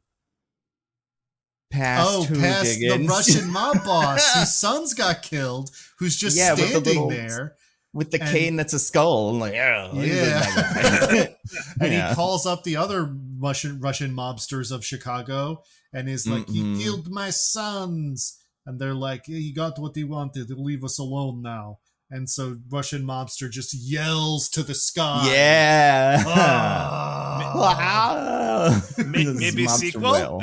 Maybe sequel in the horizon? A working woman. That doesn't work. A working man again? Day shift or something? I don't know. What would you call it? I don't know. But did this make money? I actually don't remember if we talked about this. I think it didn't do great. Yeah. Okay. Shame. It's a shame. No, it did okay. It was budget of 40 million, box office of 80 million. Okay, yeah. It was profitable. It's not too bad. Yeah. No, not surprised. But yeah, so he takes Jenny back to Michael Pena. They all hug her and cry and are happy. And they're like, "Jason Statham, you're so cool and good." And Jason Statham's like, "Don't even mention it." And then so cool and good. And then he shows back up to David Harbour's house, and his daughter sees him, and they're like, "It's all cool now." And they sit down to have a meal, and the movie's over. Yeah. We did it. Working man. The last shot is like a really weird thing where it's like Jason Statham like mid-sentence or like about to speak up, and I'm like, are they leaving on something? Like it was just like weird. Like I'm sure Nando, you'll see it if you go to like to the very last like bit. It's like, why? Well, it's weird. But yeah. No beekeeper, that's for sure. Yeah, you're right. It is what's weird about this movie? It's called A Working Man. Barely comes up.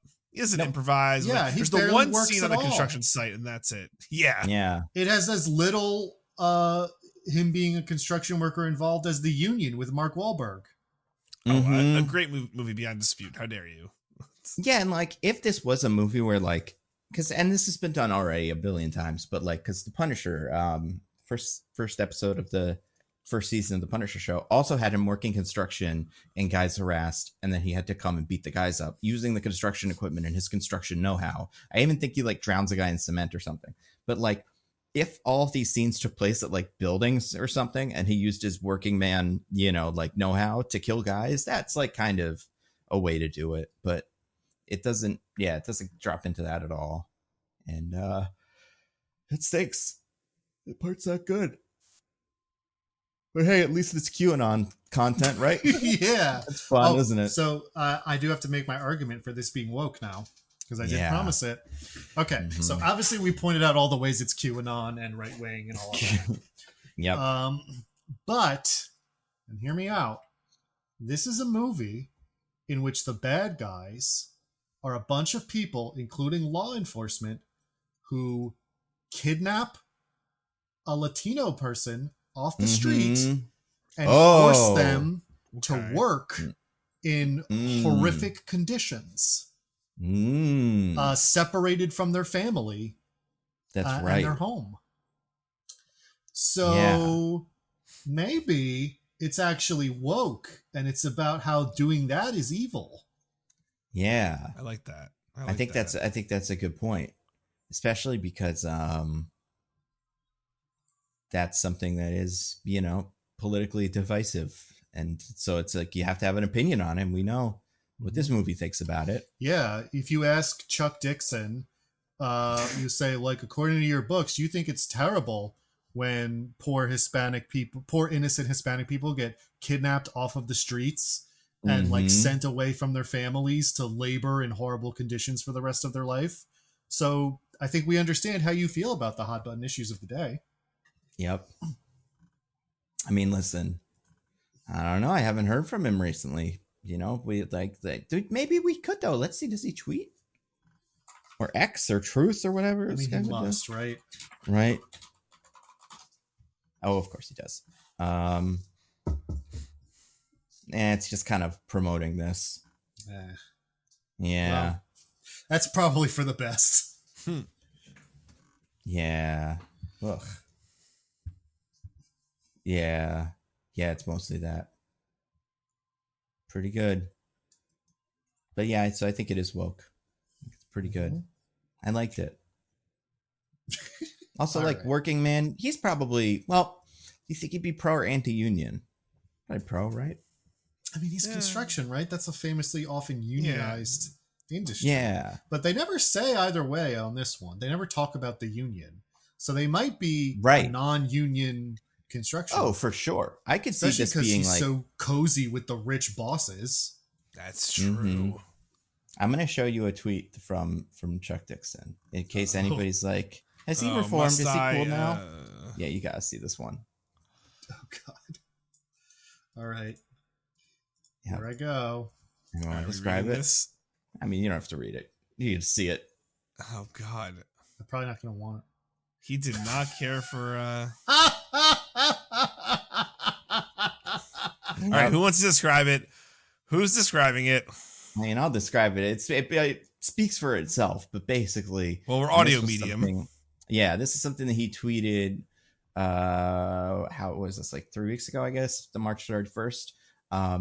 So the line is, basking in the glow of victory until Minecraft crushes us, and it's Jason Statham, AI Jason Statham, sitting on a chair, like dressed as not dressed as a king, dressed in a suit that he doesn't wear in the movie, but wearing a crown, holding a scepter. A kind of floppy crown, if you really look at it. Like the points are like flopping over. Yeah, you're right. That is weird. I mean, that's the AI for you. Yeah. At least he got the number of fingers right. Well, actually, that's not true. He has 5 index fingers.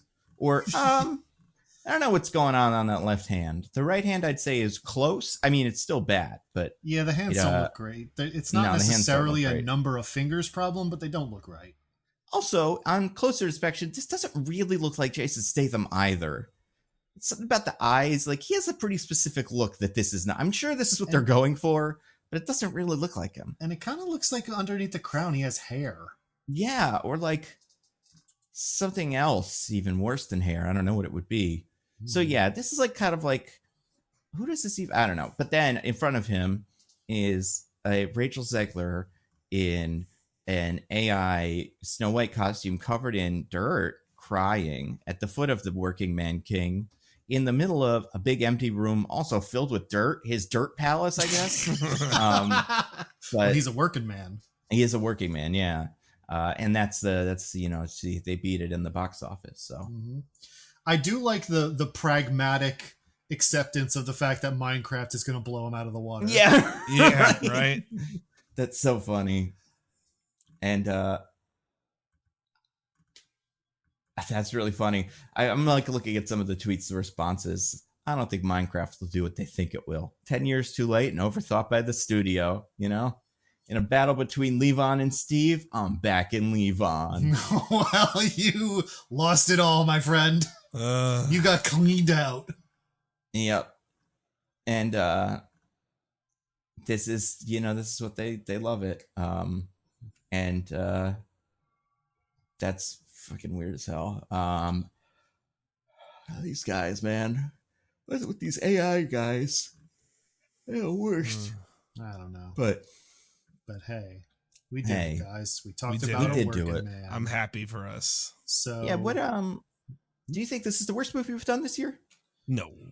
No, yeah, probably not. Is it worse than, let's see, The Electric State? No. Or Flight Risk? No. I don't know. It might be worse than Flight. It's close to Flight Risk. Yeah, I think that's the like area we're operating in. Yeah. Also, like we were saying, 2 hours long. That's too long. That hurts it so bad. You cut all that drug business in the middle, and then you're good. Like, you don't need to do any of this shit. But for whatever reason, they decide they have to do it. All right. Yeah. Wow. We did it. All right. You guys want to get to our classic segment? Yes. I would love that. All right. DJ, got anything to recommend to the fine people? Kinda. Okay. Well, you already recommended the Drop Dead Bill Burr comedy special on Hulu, right? Oh wait, hold on, guys. Is this worse than Star Trek Section 31? No, I don't think so. No Star Trek way. Section 31 is definitely the worst thing we've done this year. Okay, so yeah. I mean, this is worse because it's by this guy, but like besides that, no, not even close. Right. But yeah, the Bill Burr special, pretty funny. Pretty funny. I liked it. I also this segment is just like, what did you do last week? Oh, you know what I will say? I listened to the entirety of the new Lady Gaga album, Mayhem. It's pretty good. Really? I liked it a lot. Diggins, are you nodding in agreement or just like cool? The second one, just cool. I haven't listened. Oh, yeah. No. I like it. It's very poppy. It's very fun. Also, my son's obsessed with Abracadabra, which is like the big song off this album that you may or may not have heard. What did the Gaga heads think of it, or the little monsters as they called them? I don't know. I'm so bad with music. Like someone's gonna be like, "No, DJ, this is the worst album in her discography." But I'm like, I know music so poorly that I'm like, I liked it. It's pretty good. It's pretty good. And I don't listen to a lot of music, but this came across my way, and I'm like, give this a shot, and I like it. She was on SNL. Both performances on SNL were like really good. That one song, just Killa, movie is Joker. Awesome. Folly Ado. The stupid Die with a Smile songs on this album. It's like the only one I hate. Remember when she made that one whole album of Joker songs? Hardly. Yeah. Those are good. So wait, but DJ, to be clear here, you let your son listen to a woman's voice? Oh my god! Besides his mother? That's right. Well, only when you're in the room, I'm assuming. Because it's all. I think I said this last week, right? He loves fucking Chapel Roan. Pink Pony. That's why she can't be shading these parents. So, but like every time that he's listening to a woman, you're like in the room with him, like staring sternly and shaking your head, so he knows he should be ashamed of it, right? It's all fucking women. It's Moana, Elsa. That's true. Miss Rachel. Miss Rachel. Louis' mom. This is why our culture has become feminized and weak. That's right. We need to make our children manly again. Masculinity crisis. No, yeah, this is what it is. It's okay, Diggins. He's still very much a boy. We watch Cars a lot. Watch a lot of Cars. That's what I'd like to recommend. Cars. I think I said this last week too. The first one? Yeah, he loves. Oh, okay. Yeah, that's good. What about planes? We got to get planes in there I should soon. show him planes. Yeah, with Dane Cook.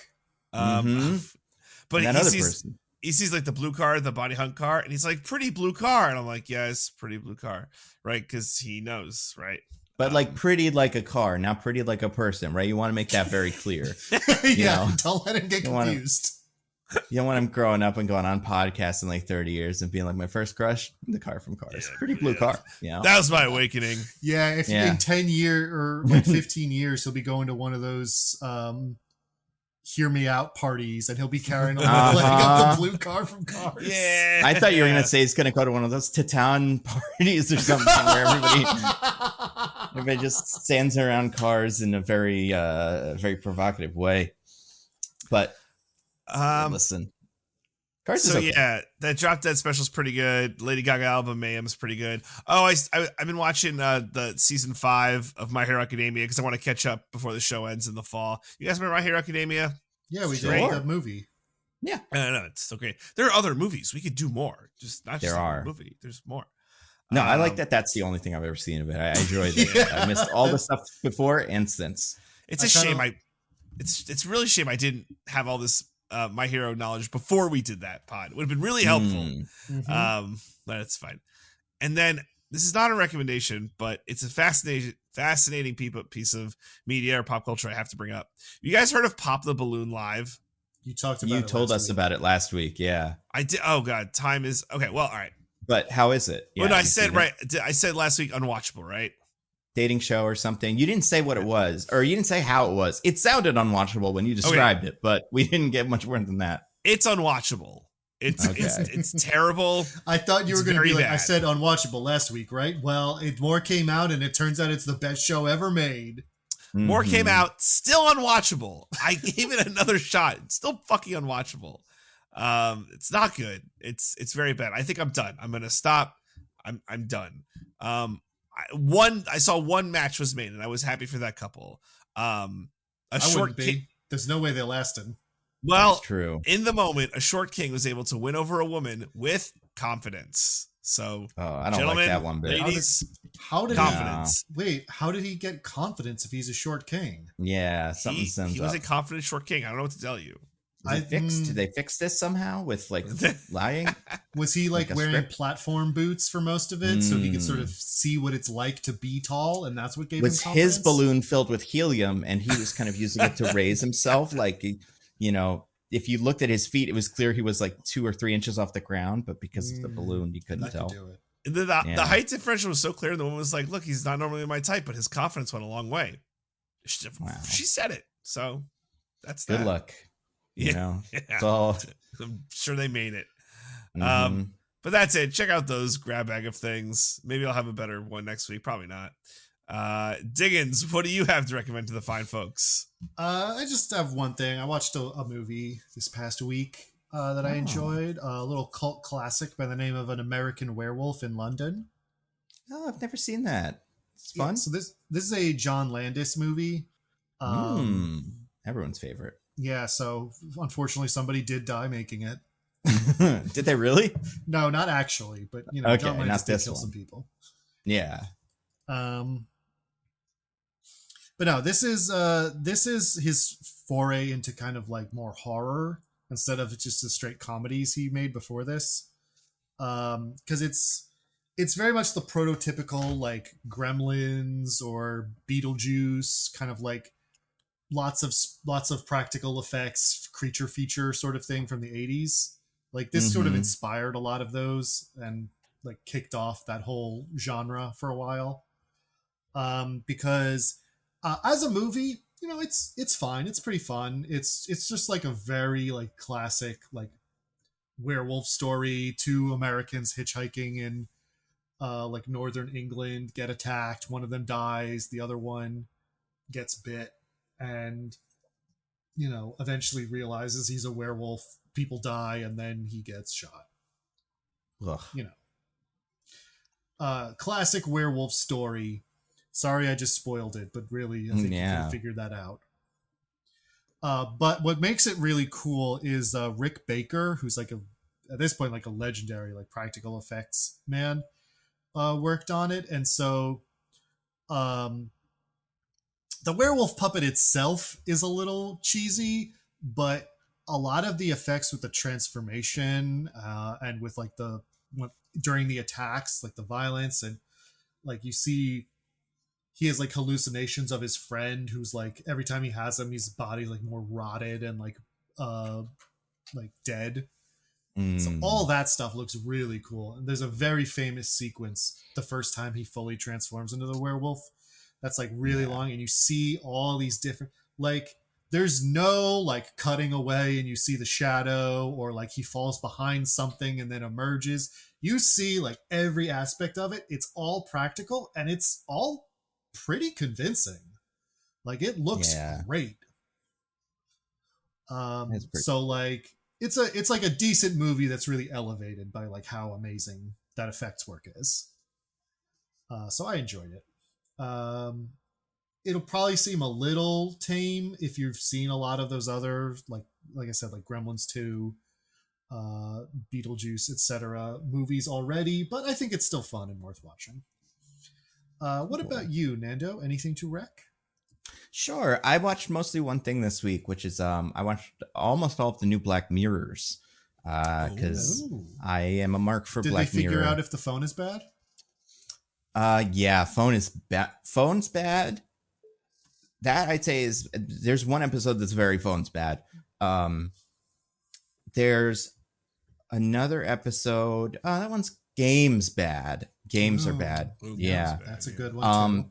But the other things that are kind of fun is there's a lot of like God, I don't even know how to describe it. So have you seen any of them, or do you know what any of the vibes of them are? Because I would say it's different than usual. This new season specifically. Not the new season, no. I've watched Black Mirror in my life.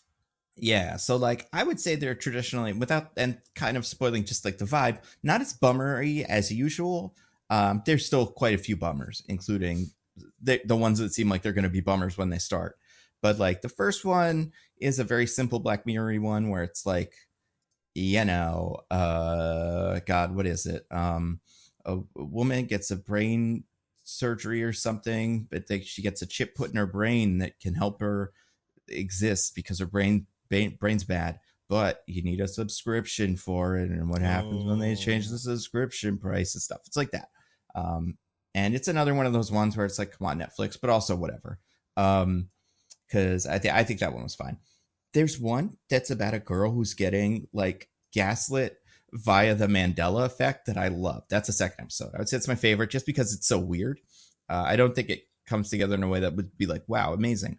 There's also a really weird one about a actor whose whole thing is like, I don't even know how you would describe her, what she's supposed to. She's played by Issa Rae, which is not a good explanation of like what this character is kind of supposed to be. Because I think they're supposed to be like, I don't know, like who is this right now? Like an action star, woman who's in all the action movies and like kicks ass. Charlize Theron, maybe, I don't know. But they put her in a Casablanca movie, and they make the Casablanca movie, and she has to like act in it by being real, and like the characters in it are real and they're AI, and she's like falls in love and stuff, and it's funky. It's kind of stupid, but I think it's kind of fun. And there's one that's a bummer that I haven't watched because it looks like a real bummer. That one has Paul Giamatti. Probably the best one out of all of them, but I'm not watching it until I'm, in an emotional space where we're not disappearing people to other countries and stuff, which is like part of it too, right? A long time. Yeah, I know. I went to the comic book store and I picked up a bunch of comics, and I came home and I was like, oh, these are all like silly comics. Like, it's like, oh, You picked what up your happens issue of Alt Hero Q?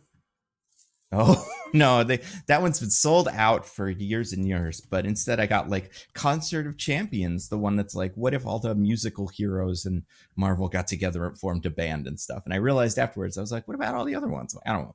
I'm not in a serious comics mood right now. I need slice of lives. But anyway, I think the Black Mirrors, I think this is like one of their best seasons.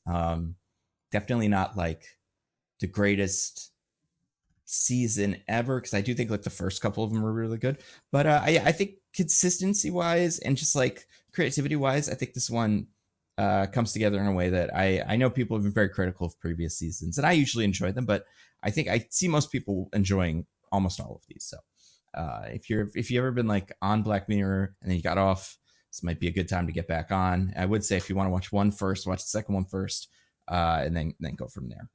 But yeah, next week we got to do Sinners. I didn't even realize Sinners comes out the week of Easter. Sinning Easter, all that stuff. Oh. That should be part of the marketing. It wasn't its original release date, so yeah, they did move it around. I'm pretty excited. You guys think it's going to be better or worse than Citadel? Because obviously we're all watching Citadel tonight. Better than Citadel. That's a big ask. It's a spy universe. I'll hope. How's that? I will hope. Fingers crossed. DJ, do you have anything to plug? Just check out Roses and Rejections. The latest will be the finale of the season of RuPaul's Drag Race. So check that out. Nice. Diggins, what about you? Nope. What about you, Nando? Gonna have a video about Fantastic Four trailer soon. And all the stuff, all the hidden things that you missed. Just kidding. But like, also, there is one hidden thing that most people miss. So I'm going to mention that in the video. So yeah, if you want to know what it is, it's not that important, but it's something that you can only find in one version of the trailer that's not the one most people watched. Nice. What else? Video about Daredevil. That's coming out. Like that's done. And I thought the finale was fine. I think overall the season's been interesting, but I enjoyed it. And it's all about fascism now too. At one point, I'm pretty sure, I can't remember this word for word, but I'm pretty sure either someone talking about what Mayor Wilson Fisk is doing, or Wilson Fisk himself, because like you figure it'd be like, this is a little on the nose, Wilson Fisk, but this is the kind of shit he would say, says no more due process. He's like, we're not doing due process anymore. Or someone's like, Wilson Fisk is suspended due process. And I'm like, Jesus Christ, Daredevil. Like, I love it. It's great that you're getting into it, but what a week for picking that. Seriously. And we got Andor coming up, speaking of suspending due process shows. So, we're going to be in it, man. Very excited. Yeah, for that. maybe we can treat this season as a how-to guide. Yeah, I would love to find out. Yeah, what's the plan? I mean, it all ends with us exploding on Scarif, if that's the, if we're just watching the Andor part of the how-to guide. So we'll find out. But so next week we are doing, what was it called? Oh, Sinners. Until then, I've been at Nando Movies on Bluesky and also Twitter sometimes when I'm bored. I'm at Tippy by Day, all the things. I'm at C Diggins exclusively on Bluesky. Bye, everybody. Goodbye. See ya. Bye. We love you.